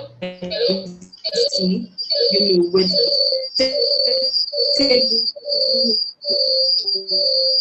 hello, Hello?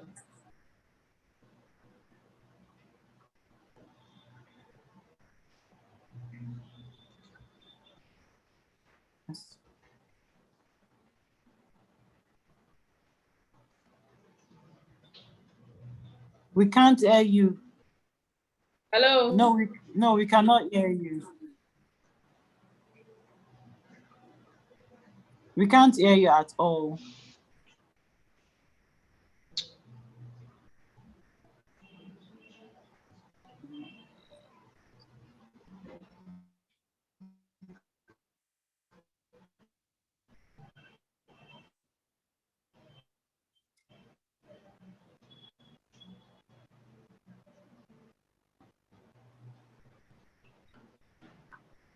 You can go on. You can go on. Hello. Yeah, go on. We can hear you.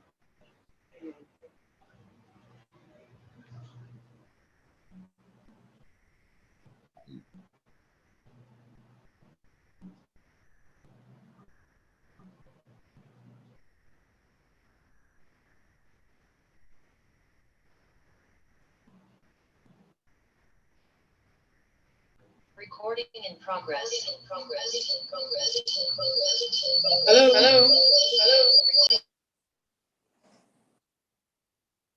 Hello. I think there is a network issue. Okay, can you hear me now? Yes, I can hear you now. Okay. Okay, so sorry about that. I don't know what happened.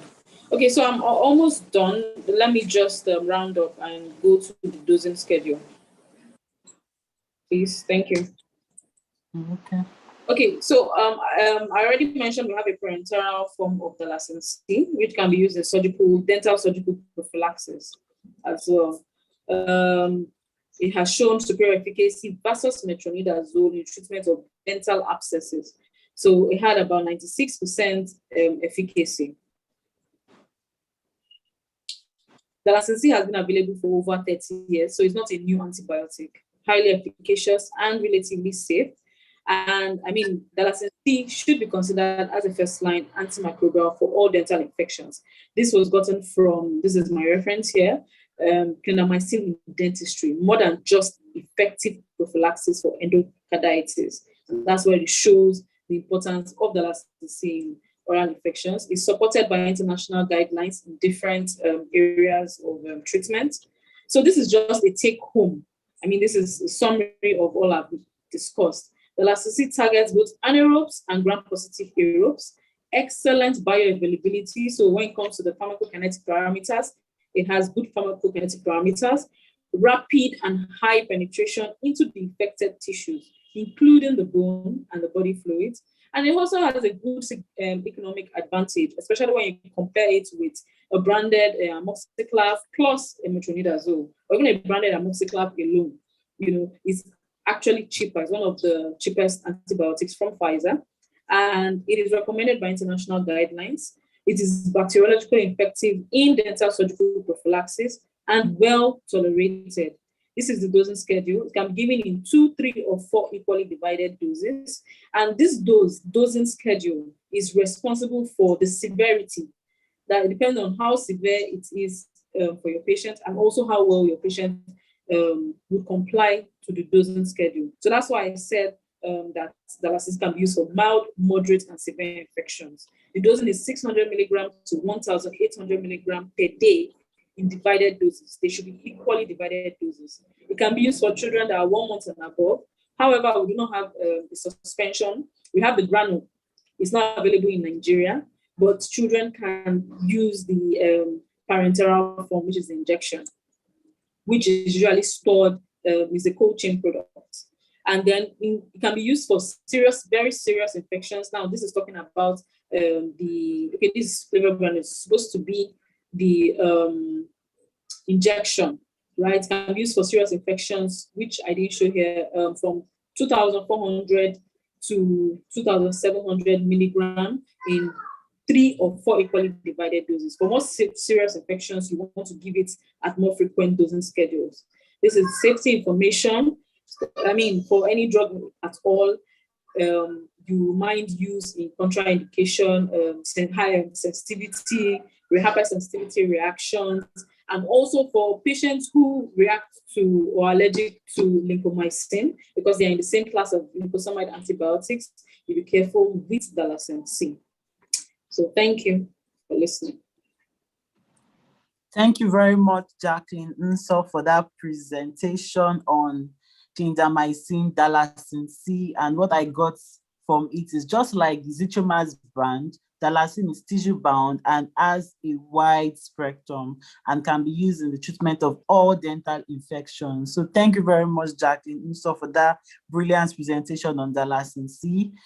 I also like to thank all our speakers today for a beautiful masterclass, Pharmacist Harrison and Nechuku, who took us on the journey of managing uncomplicated STD, and pharmacist Dr. Kehinde Akinwande, who talked on the current trends in the management of dental infections, and Jacqueline also that presented on both azithromycin brand, that's Zithromax, and the clindamycin brand, that is Dalacin C. So thank you, everyone, young pharmacists from Lagos, from Nigeria that joined this session, this beautiful masterclass. I'd like us to know that this is just day 2 of the PSN-YPG Lagos week. We have a PPAC campaign, that's the pharmacist awareness, professional awareness campaign. Tomorrow, we are going to 4 schools. That's our day 3. And day 4, we have a public health outreach. That's for everyone is invited. We need volunteers, and we've sent out the links for volunteers. Thank you, everyone, for joining this beautiful session. I remain Adeleke Adekunle, the Media and Publicity Coordinator of PSN-YPG. Shout out to our state coordinator who has been here all through from the beginning to the end. That's Emmanuel Obayomi, and the chairperson of the planning committee, Bukola Ogundele.